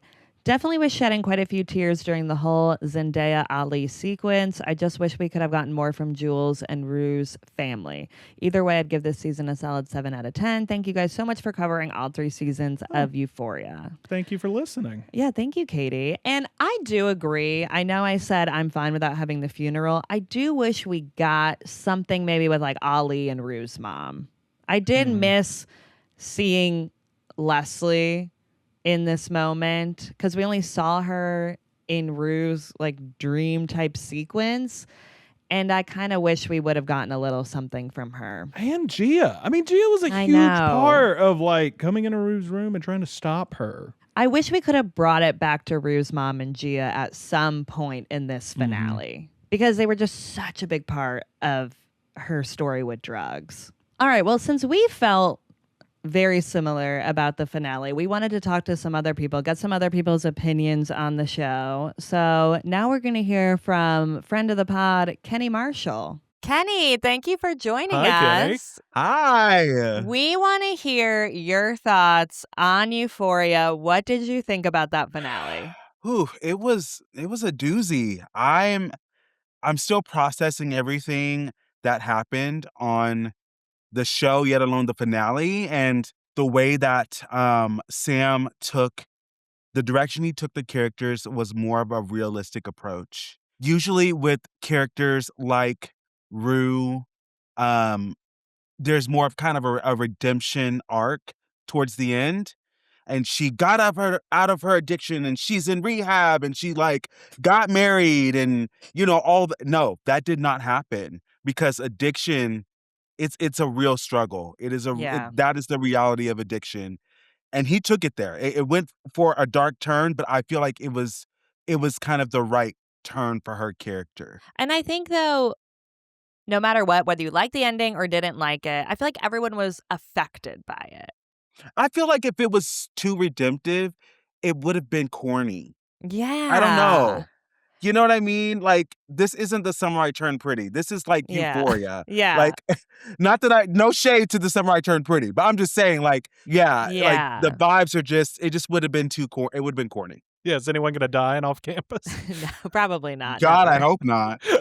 Be quite a turn. They're going to try and make this go like 20 seasons, I think. Appreciate you coming on because Jillian and I have just been breaking this down every week. So it's nice to hear from someone who hasn't been having to overthink every single episode each week. You can talk more about the show overall. Did you watch the show as it came out? Like seasons 1 and 2, like back when they came out? 1 and 2. Yeah, I loved it. I was like, wow, this is really, as Jill and I have said about, Off Campus and other shows, it's really adult. This is like really, really adult. This was like the first one that really went there, like for a teen show. Yeah. Yeah. So Rue's been in your life 7 years. This came out in 2019. Did you ever think they were going to kill her off like this? I had a feeling that she wasn't going to get out alive. Just knowing how Sam Levinson, like how he has written her character and like, she could never win. She could never catch a break. Yeah. She was always fighting. She was always struggling, whether it was with her mom or her sisters. Well, what did you think overall of the show, Kenny? Did you like the show? I loved Euphoria, the first 2 seasons. I loved the first 2 seasons. There was something about it that was so different that captivated us all. That's why we all got drew in, because the storylines, the characters. This last season was a little difficult. It's difficult to kind of stomach through. There's obviously off screen and on, there's a lot of deaths in the cast. There's a lot of drama with the cast members. So it did feel like they were trying to just tie this up in a bow and like, all right, we got to move on, But the ending, the series finale was wild. I mean, Nate dying, getting buried alive, dying because of a rattlesnake bite, like this, just like all this stuff coming to head. You're just like, wow, I did not expect this to end like this, but okay, here we go. No matter what you thought about this season, like there was some wild stuff. I do think there was more gross stuff than has ever been in Euphoria. Like I would bring back the sex, in my opinion, so I don't have to see like bodily fluids. But I was entertained. You had a hard time for the beginning when she was having to swallow that fentanyl and smuggle it in. We started with that was fentanyl and we rough. ended with fentanyl. It was Yeah. a big old fentanyl PSA. That's what it was this whole season. Euphoria, the great anti-drug video of all time, really. I know. It's I feel like I'm in like a PSA right now with all of what we're talking about. It really felt that way. I'm like, if you know someone who is addicted to drugs, please call. Do you guys remember those commercials? Those truth commercials or whatever about the drugs? Yeah. I wish they aired those more because we need those more now than ever. That's my thoughts. Yay. Thank you, Kenny. Thanks, Kenny. Yeah, thanks for having me. All right. You want to talk a little about the rumors and gossip in this show? There's Do so I? much. I love There's talking so much of rumors that and gossip. online. Now you're There's speaking my language. So much rumors and gossip about this show. I saw this comment we got on one of your reels was just, you were talking about how there wasn't that much Jules this season, and they said that's what she gets. She refused to do scenes with Jacob Elordi, so they had to give her a boring plot. I have seen people on the internet really say stuff, and there are not a lot of facts they can point to on why this is definitely true. And I've seen this in a lot of different places. No offense to this person. You see this everywhere. No, I've seen it so many times where I have wondered if this is true as well, but there is no evidence of this. I think we both tried deep diving for a source on this and just cannot find any actual source of someone saying that they will not work together. People think that in season 2, Jules and Nate were supposed to get together and that Hunter Schafer did not want to work with Jacob Elordi. That's the rumor. And I just cannot imagine that that is true. Because I think Jacob Elordi would have liked that storyline a lot more than what he got with the love triangle with Cassie and Maddie. I don't think that this is true. And look, maybe they don't get along. I don't know. But I don't think either of those actors would have stopped a plot from happening. It seems so strange to me because I don't know if you've read much about the history of Hollywood. Lots of people who hate each other do scenes together. Like, it's just, I don't know. That's just part of being an actor. Like, even if you did dislike someone, I don't think you can just be like, I'm never going to be in a scene with them. I think they'll be like, well, contractually, you kind of have to do scenes with your fellow castmates. I mean, there are people who are divorced doing love scenes together. Yes. There's so many examples of people who hate each other. Yeah. Who are just, bearing through it. Yeah. And so I do think some of this is just internet drama. People love to say these things are 100% true. And I'm always a little skeptical. I think people just wanted a reason for why Jules and Nate never really went anywhere or that nothing really happened with that. And again, I think it's just like, it wouldn't have really made sense with that storyline. Like, I would have loved to have seen it too, but Nate was a bad guy and Jules knew that. And I don't think they like necessarily wanted to be together. Also, didn't Jules and Nate literally have a scene together at Nate and Cassie's wedding this season? Right. So, like, they literally did have a scene together. But were they in the same room? Well, you never know that with this show. There was a lot of comp shots. But, like, I think it just makes more sense that someone like Nate would bottle all that up inside. I mean, I wish the sexuality stuff had been addressed this season, but he seemed to have lost interest in that part of the storyline. I think, though, that he felt it was unrealistic for Nate to fully explore his sexuality. It's something that he has just pushed down. That I don't think it really would have made sense for this character who was all about masculinity and being this guy. It might have come bursting out when he reached Cal's age. Yeah. If he had made it that long. Yeah. Or Cal's just in the maybe, foyer just peeing and screaming about what a hedonist he is. Maybe it's better that he didn't make it that long, that he didn't get to that point. We talked about this a little bit, but Zendaya had a falling out with Sam. That's a really big rumor and gossip that's going around. And I'm not saying that's not true, but I don't know if that really affects the show. Yeah. Like, if they're not best friends anymore, I don't know. I think she was still amazing this season. I think so too. it still has to be very collaborative, to go through all these scenes like this. Maybe there wasn't a huge falling out. Look, we don't know, but I don't think it affected the show. They clearly still were able to work together. So maybe they're not as close as they once were. I think part of it is that they seem to be really, really close at one point, and then it feels like they're definitely not as close. It's also been 7 years. Yeah. It's been a long time. Also, relationships change. People change. Zendaya was very young when she started this. And she grew up on the show. That her whole career blew up while on this show. Yeah.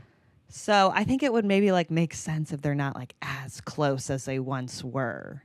Sure. Another rumor and gossip, Sydney Sweeney and Zendaya. People think Zendaya hates Sydney Sweeney. Oh, yeah. Don't people say they're not allowed to be photographed together and stuff like that?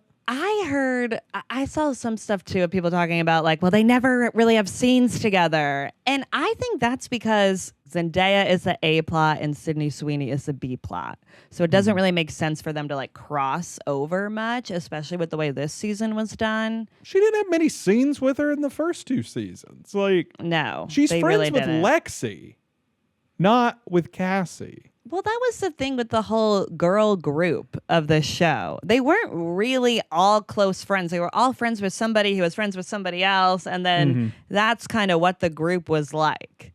It wasn't like they were all inseparable best friends the whole time. I don't know. It feels like there's not much beef there. They're just maybe not that close. I don't know. Who knows? Again, all this stuff is so speculative. And people write comments and post things on Reddit as if it's just the absolute fact.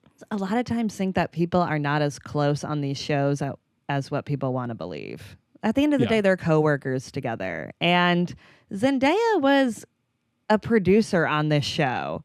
And a lot of these actors didn't really come from anything. So I don't think she was getting super, super close maybe with everybody when she was in a little bit more of a higher position. Although she did date Jacob Elordi a little bit. So I don't know. I know. Who knows? It's fun to speculate about. Yeah. It's fun to think that they all either really love each other or really hate each other and that there's no in between. But I think a lot of the times it's somewhere in between. Yeah, definitely. One thing that we know did happen is Labrinth quit. Yeah. Which that really hit in the finale of when we were back in the East Highland and Rue's running around and we're getting those magical realism that we were used to with this show. Not having Labrinth play in that moment, I think was bad. Labrinth really would have hit there. I wish Labrinth was in this season, but yeah.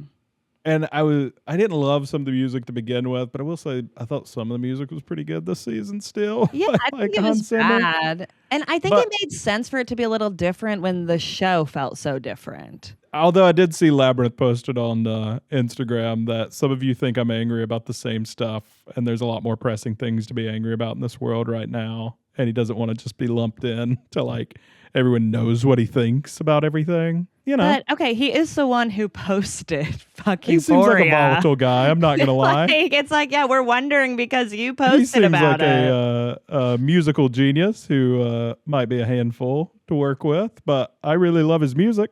Yeah. So I wish they would have figured it out, but I could also see how things could go sideways between, a guy like Sam Levinson and a guy like Labrinth. I could see things going sideways. Yeah, I think 2 creators like that, I could see it going sideways. Yeah. Who seem to like to do things their way. And again, also these people work together a long time. I regret to inform you, but I think we have reached the longest podcast in Previously on History already. We're not and we even still done. have a little bit ways to go. What do we have to do left? We got the top 5s. We have all of our left. top 5s left. Yeah, but we're gonna blow through these. You're fine. I'm fine. I'll take you for a walk. Good. I'll take you for a walk after this. I'm having You're doing fun. great. I'm good on timing. Okay. It's not midnight, so it's okay. All right, I'm gonna go grab a polar seltzer and then we'll knock out the top 5s and be done. Not a Coca-Cola, because this show is very anti-Coca-Cola. Anti-soda. It's a very anti-soda show. Yeah, that was the message you got from Euphoria. Yeah. I wish you would have tweeted that. Yeah. I'm very upset that the Euphoria finale was anti-Coca-Cola. It wasn't the fentanyl. It was the high fructose corn syrup. All right, let's get into our top fives. We have 5 top fives, and these are covering all of Euphoria. 5 top fives. Woo! All right, first one is top 5 couples on Euphoria. Oh, that's what you're doing. Okay. Yeah, we're going back and forth on these. Yeah. Jillian's going to do a top 5, then I'll do a top 5. We're going back and forth. Your top 5 couples, lay them on me. I'm excited to hear these. All right, number 5, Cal and Derek. Do you remember them?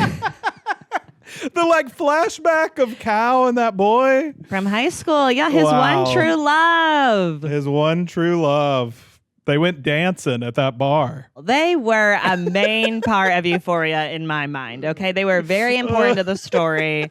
I was rooting for them. Okay. Yeah. Could have been a different life, you know. Yeah. Yeah, that's right. He found out that his girlfriend was pregnant. Right. Yeah. I mean, imagine if Cal was able to be with Derek. I think he would have been a different person. Definitely. I think they were showing him holding in these impulses kind of morphed into a much more toxic, dark thing than him just being himself. It was the one time we saw Cal really being himself. He could only be himself with Derek. So, of course, I had to include them on this, even though we only saw them for about 15 minutes. Like, what an impact. When he's talking to Nate this season, he's like, I'm not gay. Cal Jacobs. What a guy. Okay. Eric Dane was so good in this season. Yeah. I thought he was great at the wedding talking to Jules. So good. All right, number 4 couple goes to Kat and Ethan. Oh, that's sweet. Yeah. They were very a pretty cute. Cringy breakup. Very cringy. I wish they could have worked it out.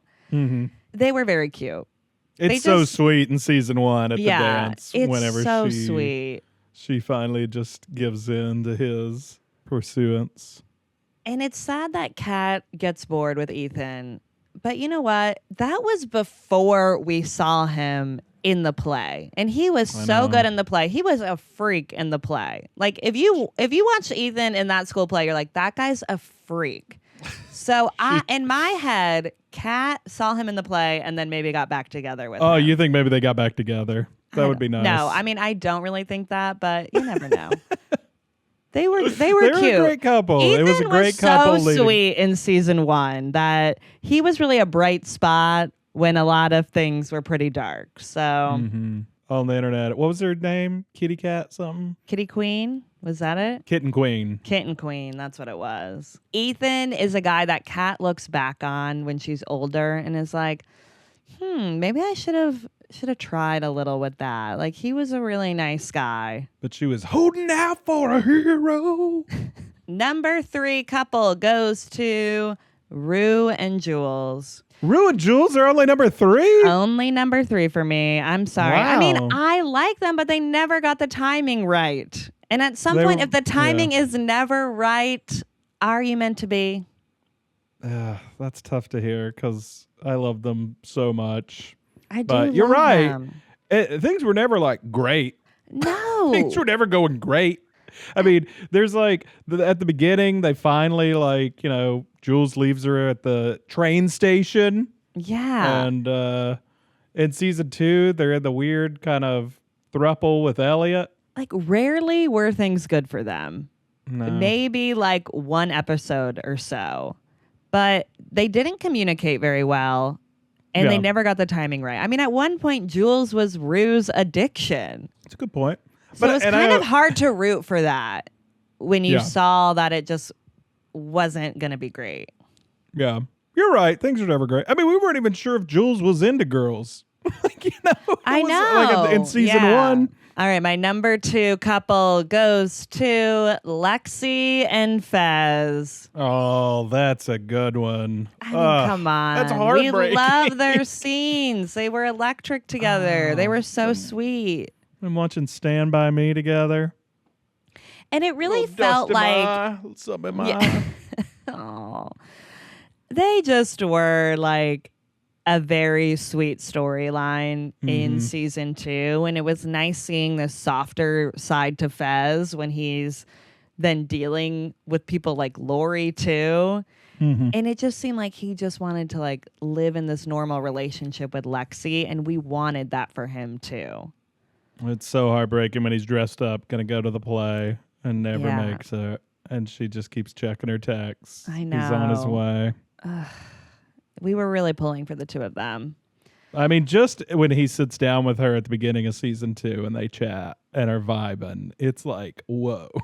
Well, and it's so surprising and shocking. No one would have guessed that. So I think that was part of the fun of them too, of we'd barely even seen them in a scene together. And then we just see them like sit down and talking. And it's like, whoa, what am I watching? He gets her this number. Is great. He gets her number, and then he goes and bashes Nate Jacobs' head in. Iconic. Yeah. So unexpected, and just a really fun part of season 2, I think. Yeah. And look, do I think Lexi and Fez would have been endgame? No. But they were very fun of like the drug dealer guy getting with like the good girl, the one who kind of like student.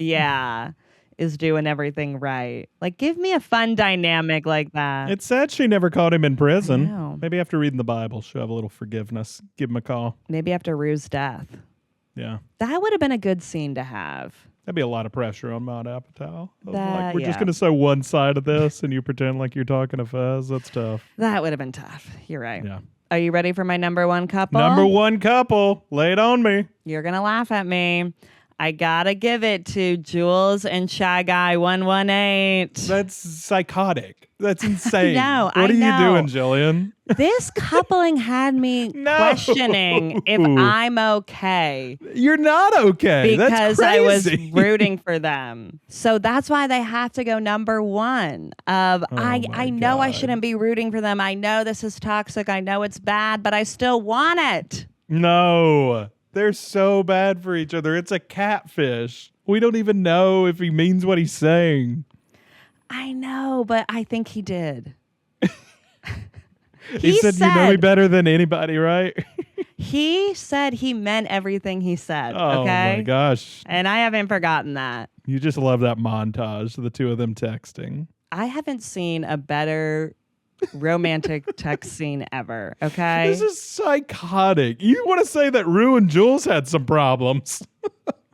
Jules and Shy Guy had some real problems. I know. But like the way I was even scared on this podcast to be like, I know it's wrong, but I'm sorry. Like, I kind of want it.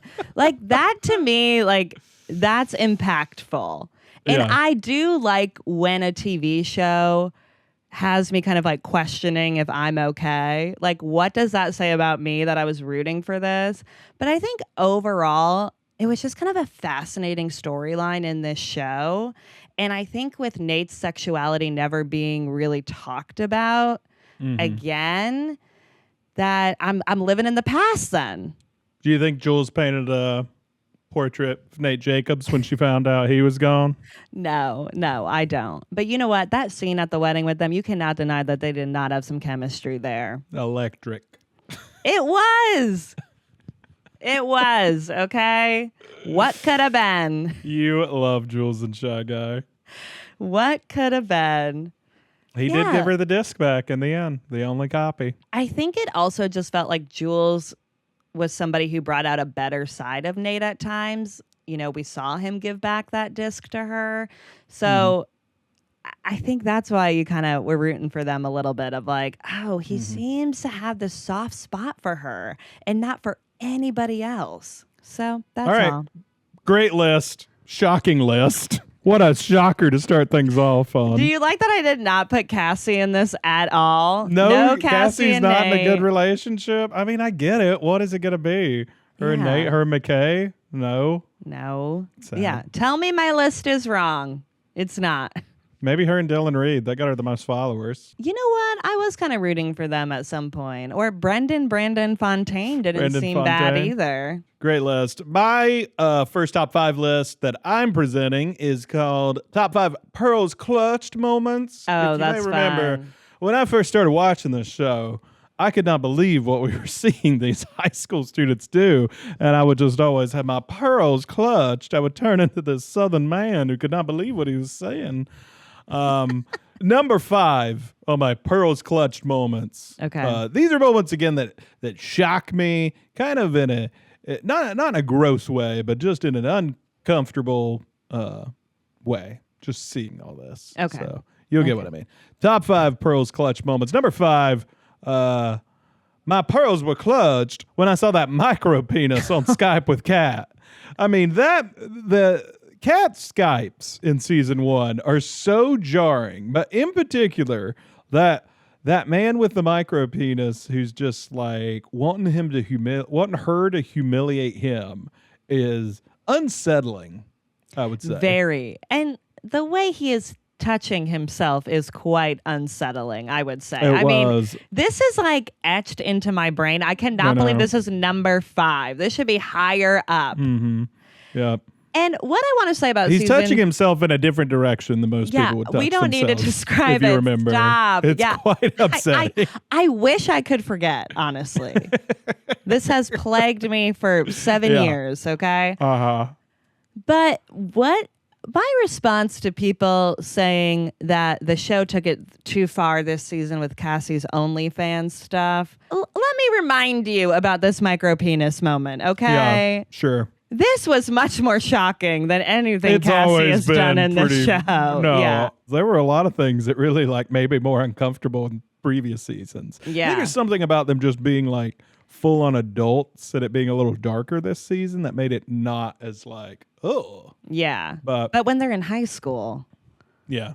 It's oh God. One moment from season 3 that did make the list, number 4, clutching my pearls moments, was Rue and Faye smuggling that fentanyl across the border. Oh my! Oh, God, I mean, that when they was are sitting at the rough. border, it's No. inside them and Ew. bubbles. You watch them swallow these things, and we all know how it's coming out. It's not great. It's a tough one. It is just hands over your eyes. You don't want to see this.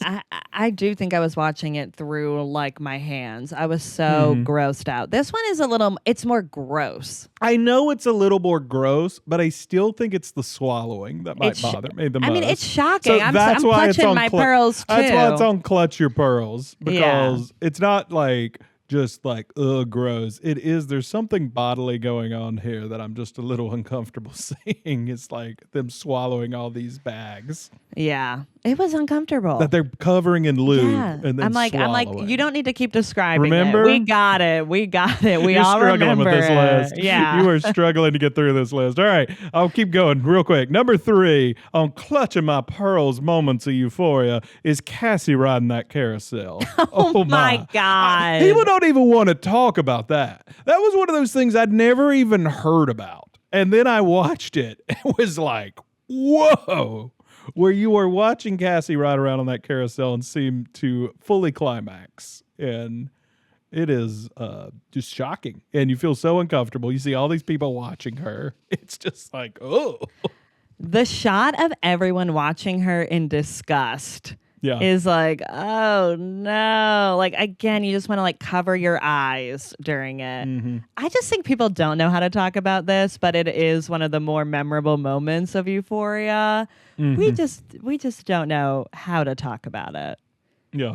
Number 2 is also from Cassie. Number 2 on my clutch and my pearls moments. This one actually is from season 3 as well. So there were 2 moments from season 3. Is all of Cassie's OnlyFans montages. Because I don't know if I've ever seen an actress at the level of Sydney Sweeney do and show what she was showing in this show. Where I was just I know. Oh my.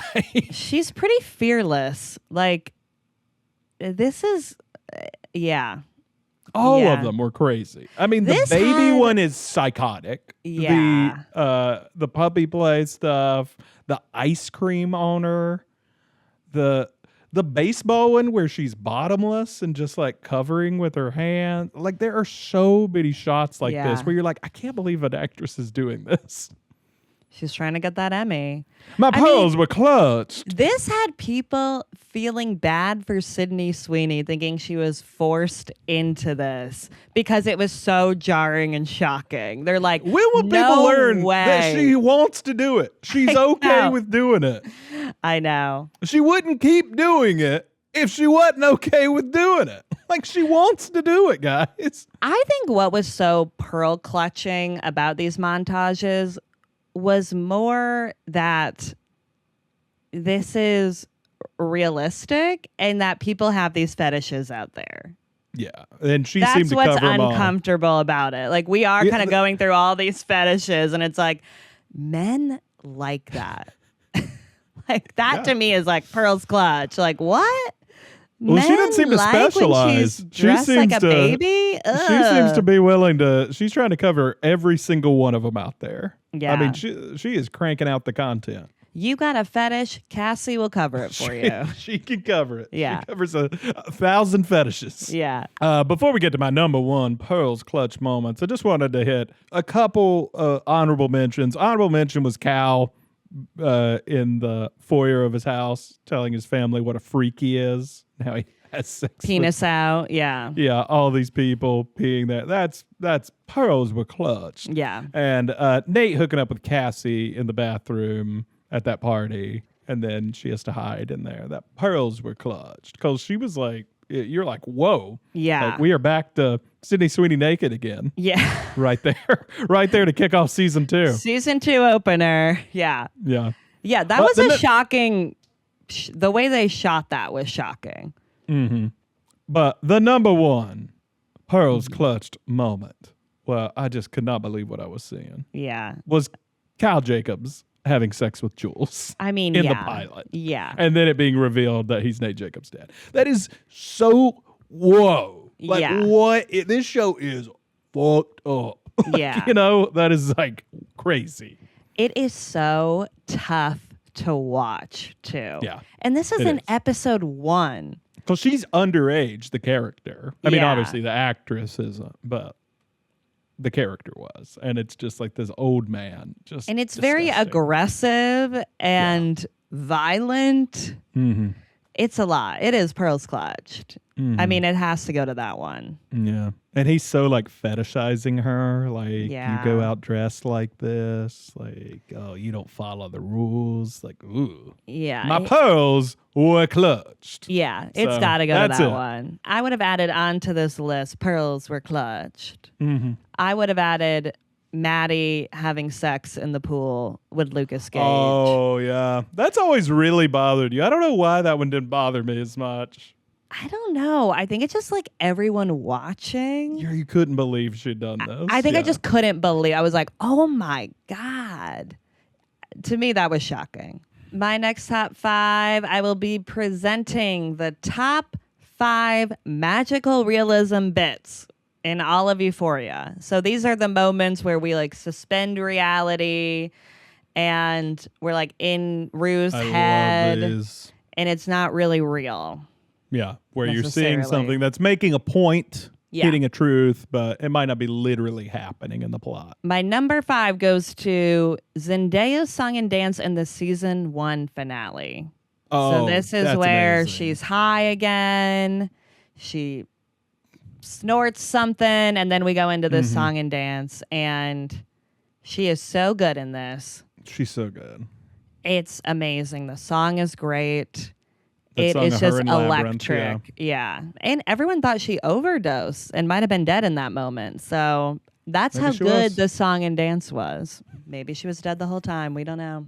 Yeah, all those people, like it's a full like drum line and stuff. People are like carrying her down Yeah. the street. It's great. It's nice that the show had a good budget and that they spent money and time on something like that. We just don't get that often. And I think that's how I feel about all these bits in the show. They're fun because a lot of shows don't do this. They're really expensive to make. They're really hard to do.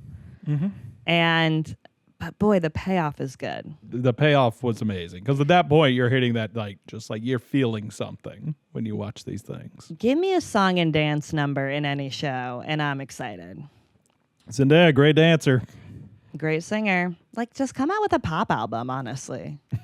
All right, number 4 goes to the dick pic bit. Remember that one? Yes. I Iconic. love that. Yeah. Where she's got the projector and is going through just... She's how you talking send a dick about pic. how there's 2 different types of dick pics, solicited and unsolicited. Mhm. It's great. It's kind of an iconic Euphoria moment. That's just when you're also just like, wow, Zendaya's a star. Yeah. Like, this is captivating. I mean, she's in a lot of this top 5 because she does these so well. They're just like so much energy. There's so much to them. And it was just funny, too, of her talking about dick pics. Yeah. They seem pretty horrific, I gotta say. Yeah. And like talking about them in that way of like that a lot of dick pics are unsolicited is the reality. Yeah. If you remember, I pointed out that she actually does one of these in episode 3 of every season. Oh, yeah. Season 2, episode 3, she does the presentation again, but it's about how to lie, how to get away with like doing drugs. Like, and lying about it. Yeah, like how to convince your family. She does that whole presentation with Elliot. And then in season 3, she does it about guns. Oh, yeah. I forgot about that. Yeah. That one did not hit as home for me as much, the gun one. No, it wasn't fully committed to as the previous ones. But it was more just hinted at. Yeah. Well, my number 3 is from season 3. It goes to Cassie's a Giant. Very polarizing. I love that. Yeah. It's where she becomes big. She's stomping all over the city on all those miniatures that they made. Yeah. I thought that this one was very cool. I love that they showed like how big she was getting on OnlyFans and literally made her big. It's great. They said they spent a year making all those miniatures. It's so cool. Crazy. I love, again, talking about taking big swings. We love when shows do crazy stuff like this. This wasn't for nothing. There was a message going on here, too. What do you think the message was? Well, I think that it's like she's getting so big. That's scary to people, especially like men out there. Yeah, I feel like it showed like how pathetic men are at times. So I liked it. I just love it because I'm like, who knows how much more we'll get to see stuff like this. So, I mean, in a normal show with a normal budget, they'd be like, can't you just CGI her as big? I know, yeah. So it's cool when you get to see stuff like this that looks so unique. All right, my number 2 magical realism bit goes to Rue and Lexi being detectives trying to solve what's going on with Jules. That's when she's having that manic episode. It's great. It's so good. Yeah, it is. Again, like the energy that Zendaya brings to this scene is so good. It opens the episode and it is just like on fire. And it was such a creative way of showing Rue being manic, going through a manic episode, and to show her and Lexi trying to solve this together. I love it. They're even like going through making like bad coffee and stuff. Yeah, like, they were committed. Like they the committed. police station. Yeah. It's so good. And she does figure things out in that manic episode, actually. Right. That Nate catfished her and blackmailed her. We could have just seen this play out in a normal way of Rue and Lexi trying to solve this. No, that's not Euphoria. They're going to have them literally dressed like detectives, smoking cigarettes, writing in a notebook, and that's why we like this show. Detective Rue. Kind of makes you wonder what noir season would have been for season 3. I was kind of rooting for that to be season 3. I like that only because I like this detective bit so much. All right, and then my number 1 magical realism bit goes to, sadly, Rue's death. Oh, yeah. I think because we hadn't seen Rue magical realism throughout this entire season, it was kind of like shocking that this was not real, or that I think we kind of knew it wasn't real, but we didn't realize she was dying in that moment. And I just thought it was really beautiful. I thought the shots with her and Fez were really beautiful. I just really loved how they did this. I thought they knocked this out of the park. Her being back in the house is just powerful on its own, because you hadn't seen her in her room, which we saw so much of, like just like when you're in high school, you're always in your room. it just felt like, oh, she's going back. Like, what's... And once she gets to the room, you're like, okay, I know this isn't real, but you're still just like, what is happening? The news saying that Fez is doing parkour, climbing up the walls. Which I don't know why I was believing that, but I did, okay? It's like, it's hard to know what's real and what's not when it comes to Fez. That's why the show's so fun, because sometimes you don't know what's real because of the heighten of it all. So these are great. I love the bits. So many great bits. Honestly, a lot of the play could have been probably considered bits. I know. How it I gets thought so about crazy, putting but it's hard the whole to know where the play. bit ends. Yeah. You know? I did ones that were obviously not real. I love it. And also in season 1, all the scenes of them with the glitter coming out of their eyes and stuff. There's so many cool things like that in this show. It's a great show. With the bits really add to the show. There's a lot with Rue and Jules. That was magical realism. All right. Top 5 deaths in all of Euphoria. Oh, interesting. Okay. Well, yeah. Are you doing it by how they died or how we were affected by it? Like, are we doing it by death scene or? I think I'm doing it by just how much I thought. I don't know, just by how it affected me. All right. How the feeling I had from it. Okay. Yeah, that makes sense. So number 5 is a tie between Nate Jacobs and Paladin. Okay. So you felt the same way about Paladin dying as you did Nate Jacobs? Well, Nate Jacobs' death was very cool. That he was buried alive like that, and a snake literally kills him, and he was punished for all his scheming and lies and treachery.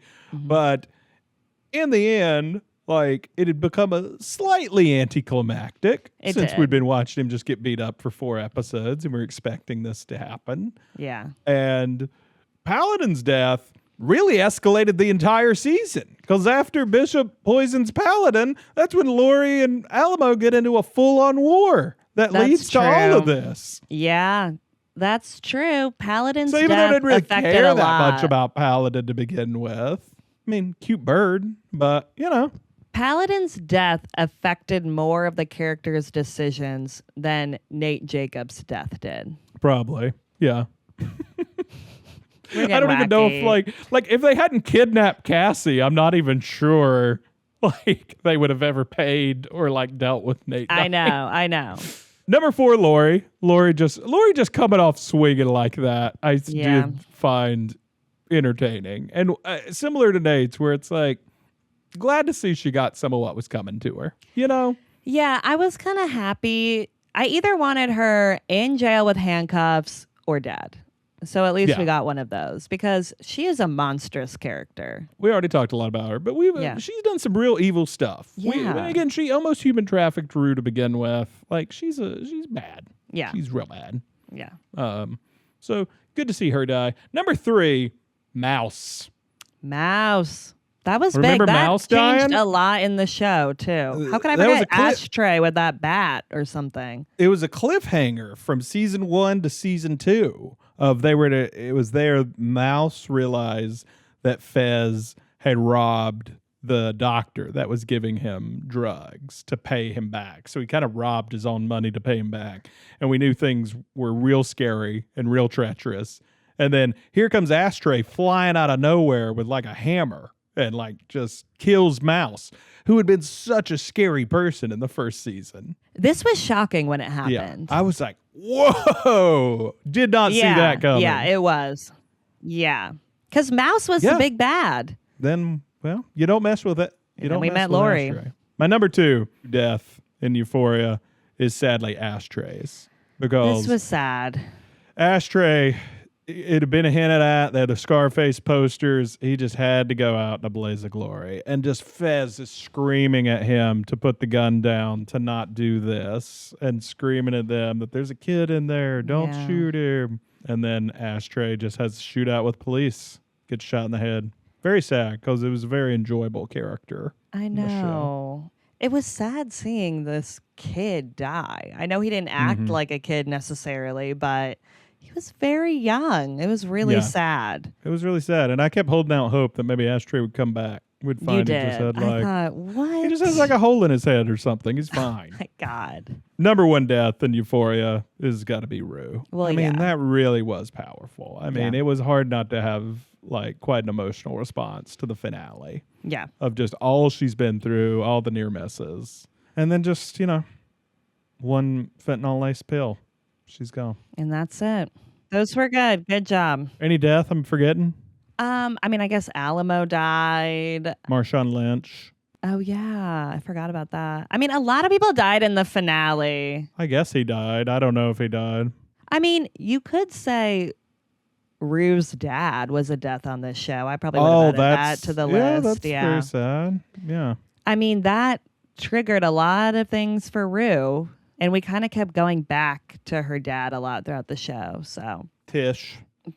every time you say Tish, I'm like, who's Tish? All right.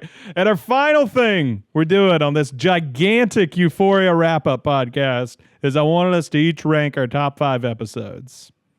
So how do we do that? You want to just go back and forth? I'll say my 5, you say your 5. Yeah. We'll go back and forth and Let's do them this way? Yeah. All right. I got my list here.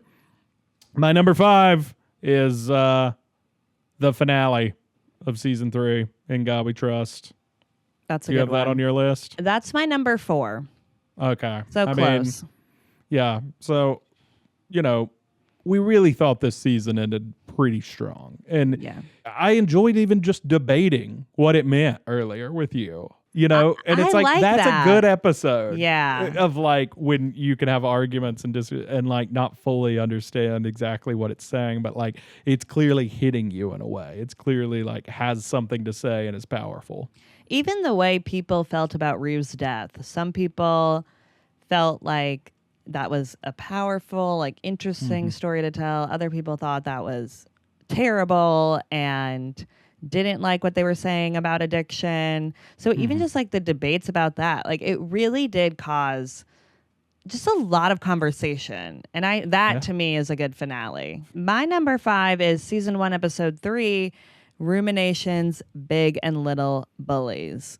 So yes. this episode, we get Cal's opening, his backstory. Yeah. Well, you love. The only time I've liked Cal is that in this opening and the wedding. Yeah. This is season 2, right? Did you say season 2? Oh, I'm sorry. I accidentally said season 1. I meant season 2. Okay. Thank you. And this is also where we get Cassie. I have never, ever been happier. Oh. Just Are you trying out for iconic. Oklahoma?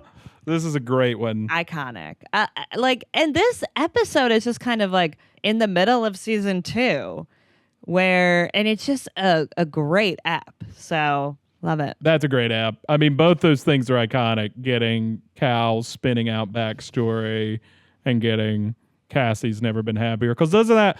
Oh, that is all... You know what that episode also is? What? That's when Fez and Ashtray capture Cal and hit him with the shotgun, which is also one of the funniest scenes ever in Euphoria, when he's like, I don't know what the hell's going on. What kind of father-son shit are you guys into? Like, that is so iconic and great. Fez interrogating Cal. Which I thought never would happen. Talk about 2 characters that you thought really were not going to cross paths. And that's why this episode is so good. We're really getting into like, I never would have thought that we would be like still talking about that storyline from season 1. And the way that we did kind of like keep that a through line throughout the story, I thought was really great. You're right. It's a funny episode. It's funny. That's a great app. My number 4 is the first Euphoria special, Trouble Don't Always Last. And that is where Ali and Rue have a conversation in a diner about addiction and redemption. And I think it is great, and I think it is probably the best pairing you could watch with the series finale to understand what the show's all about.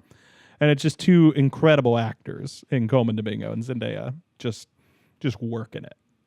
Love that special. It's also really great because we just have them in that diner the whole time. And that is very unlike Euphoria. Like, this is a big show. We're doing big things. And they really just brought it down to like the quiet moments, which I think was really great. I think that's what's so fun about it is you have the episode like you're just talking about where it's like, the craziness of it all with Yeah. like Cassie and everything. But then sometimes it could do an episode like this where it's all stripped down. This is just Yeah. like it being like stripped down acoustic Euphoria. Yeah. And I just think it's still really good. That's a good All right. one. Not on my list. Sorry. I Yep. didn't put the specials on there. Those feel different to me. I get that. Yeah. I get that. Your number 4 was the finale. Yeah. Right? And then my number 3 is season 2, episode 1, Trying to Get to Heaven Before They Close the Door. Wow. This That's is where they're great. all at that house party. It is a crazy season 2 opener, and it's so good. I think it's one of the most iconic episodes of this show. So much happens in this episode. They really build up a lot for the season, and it's great. I like that episode so much. It's my number 1 episode in all of Euphoria. Okay. Season 2, episode 1 of Euphoria is so electric, where after it's been delayed by COVID, it's coming out, years later. It's just like, wow, we are back, because it is that crazy opening of just the drug stuff with Laurie. And then it's just the crazy house party and Nate and Cassie meeting each other, and that great like Orville Peck song as they're like, that's just so haunting as they're like Nate's speeding down the road. It's just, I love that episode so much. The beginning of just Nate or Fez and Ash's backstory is just so much like a Scorsese movie too, of just meeting grandma. Yeah. Yeah, that was so fascinating. Like, this episode is just swinging on all cylinders, really. Yeah. So you beat me to it, but that's my number 1. I love that episode. All right. My number 3 is season 1, episode 4, Shook Ones, part 2.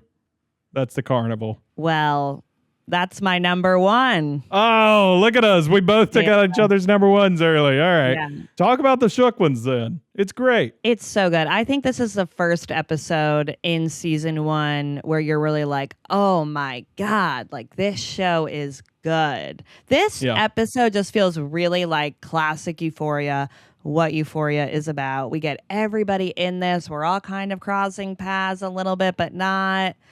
And it has funny moments. It has really serious moments too. I mean, this was where we get Nate choking Maddie. We get Cal and Jules having a conversation. Jules goes up and buys a cup of chili, and the look on Cal Jacobs' face and the look on Rue's face of like, oh, that is who she hooked up with. Yeah. A lot moves forward in this episode, and it's in this like really fun setting of a carnival. I just think it's great. It's like the episode I think of when I think of Euphoria. I get that. And it also opens with Jules' backstory. Yeah. Of the, being in the mental facility. It's so, she's dealing with self-harm. It's so good. And then that's the big ending, right? Where like Shy Guy reveals himself as Nate Jacobs to her at the end. Yeah. Yeah. And no wonder that's your number 1. Oh my God. Well, it doesn't go well. Well, she kisses him. But what I like about he kisses her, I guess. Well, that's what I like about that too, is like that scene is also kind of confusing, and people really take parts of it differently. Like, I think we all view it a little differently depending on what outcome you want in that situation. And that to me is so fascinating. And I think like this show really does dare to go there. And that was kind of one of those scenes where we just watched Nate choke Maddie. And then you're kind of like, but then you like want him to be better in this scene with Jules. And you think maybe for a second he could be. And then he blackmails her. And it's great. Yeah. All right. So my number 2, which is the last one on my list, is season 2, episode 5, Stand Still Like a Hummingbird. That is also my number 2. Oh, wow. This is the one All where right. Rue Well, we is had a lot of on the overlap. Rue is on the run. Yes, that is where it opens with the intervention of Rue by her mom has flushed the suitcase, which is what gets her called like in so much trouble with Laurie. Yeah. She's lost all these drugs. But it's also like Jules and Elliot are there, and the shock of when she finds out after she's been having this fight with her mom that Jules is listening. And then her mom tries to drive her to rehab, but she jumps out of the car and is just running. And she goes into that house and tries to steal stuff. She's like holding her side, going through withdrawals. It is just iconic. Well, and we have one of the most iconic moments from the entire series in this episode where she reveals that Cassie and Nate Jacobs are having sex. She goes to Lexi's trying to like steal some stuff. It's great. It's iconic. How long have you been fucking Nate Jacobs? It probably stands still like a hummingbird. Season 2, episode 5. It's probably the best single episode Euphoria ever made. Yeah. I think the reason it's probably not number 1 on either of our lists is that there's something almost outside of Euphoria. Like it feels just so much of an episode about Rue in a way that like it doesn't have the full cast of Euphoria. Yeah. And I think, even though they're all in it, they're in it in such small parts. Well, and I think they did a good job of incorporating everyone in the episode, of having the girls at Lexi's. I thought that was really smart. But again, these girls were not all super, super close. Yeah. Like, I don't think Kat and Rue were really ever super close friends. I mean, maybe in middle school, like they talked about in the play, but that also could have just been Lexi's perspective. Not all of these girls necessarily cared much about Rue's sobriety. I mean, Maddie keeps joking that she thought Rue was dead for a few weeks. A lot of times those more Rue's story with addiction just doesn't necessarily overlap with all the girls. No, it's a great ep though. It's such a great episrsode. Yeah, it probably is the best, but we love this whole cast. We love when everyone intersects or everyone is at the same event. We love those episodes, which I'm sure were very difficult to shoot and to pull off those episodes. All right, so recapping our lists. Your list is season 2, episode 3, Ruminations, Big and Little Bullies, which is Cal's backstory. Cassie's never been happier. He gets interrogated by Fez. It's the whole freak out. Your number 4, season 3 finale. Yeah. Number 3 is the season 2 opener. Your number 2 is season 2, episode 5, Stand Still Like a Hummingbird. Rue on the Run. Rue on the Run. And your number 1 was the Carnival ep, season 1, episode 4. That has Jules' backstory. All right. And my list was number 5 was the season 3 finale. Number 4 was the special of Trouble Don't Always Last, Ollie and Rue in the Diner. My number 3 was the Shook Ones Part 2, the Carnival, as you said. My number 2 was also Stand Still Like a Hummingbird. And my number 1 was the season 2 opener. So those are great. You know, some honorable mentions we might just want to say. Ballad of Paladin, Nate and Cassie's wedding, I think is a pretty iconic episode of Euphoria. That's a good episode, yeah. Great. And the pilot. Great. The pilot's so good. Yeah, definitely. What was your favorite season of Euphoria? Rank the seasons before we get out of here. Oh, that's tough. It's tough because I think there's different things that I like about every season. Yeah. So I think season 1 is probably my favorite.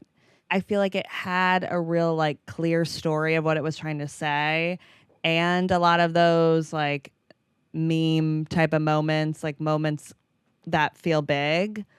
Season 2 though I love because it is just it's like firing on all cylinders. But I think when I think of Euphoria, I think of season 1. So yeah. I mean, I think I got to go season 1, season 2, season 3. Okay. I think that would probably be most people's list. I think it's probably my list. It's not that I don't like season 3. It's just that like there are bigger problems with it than like season 2. I was thinking it's tough to think of like what the narrative storyline is. Yeah, I think that's my issue with it. But the highs are so high. I of know. Like Stand Still Like a Hummingbird. Yeah. And and even the play. It's so wacky, though. It's so wacky, and it doesn't fully fit with the season, but like it does. It's just so it's out there. Season 3 is a more cohesive storyline from the beginning to end, but I don't know.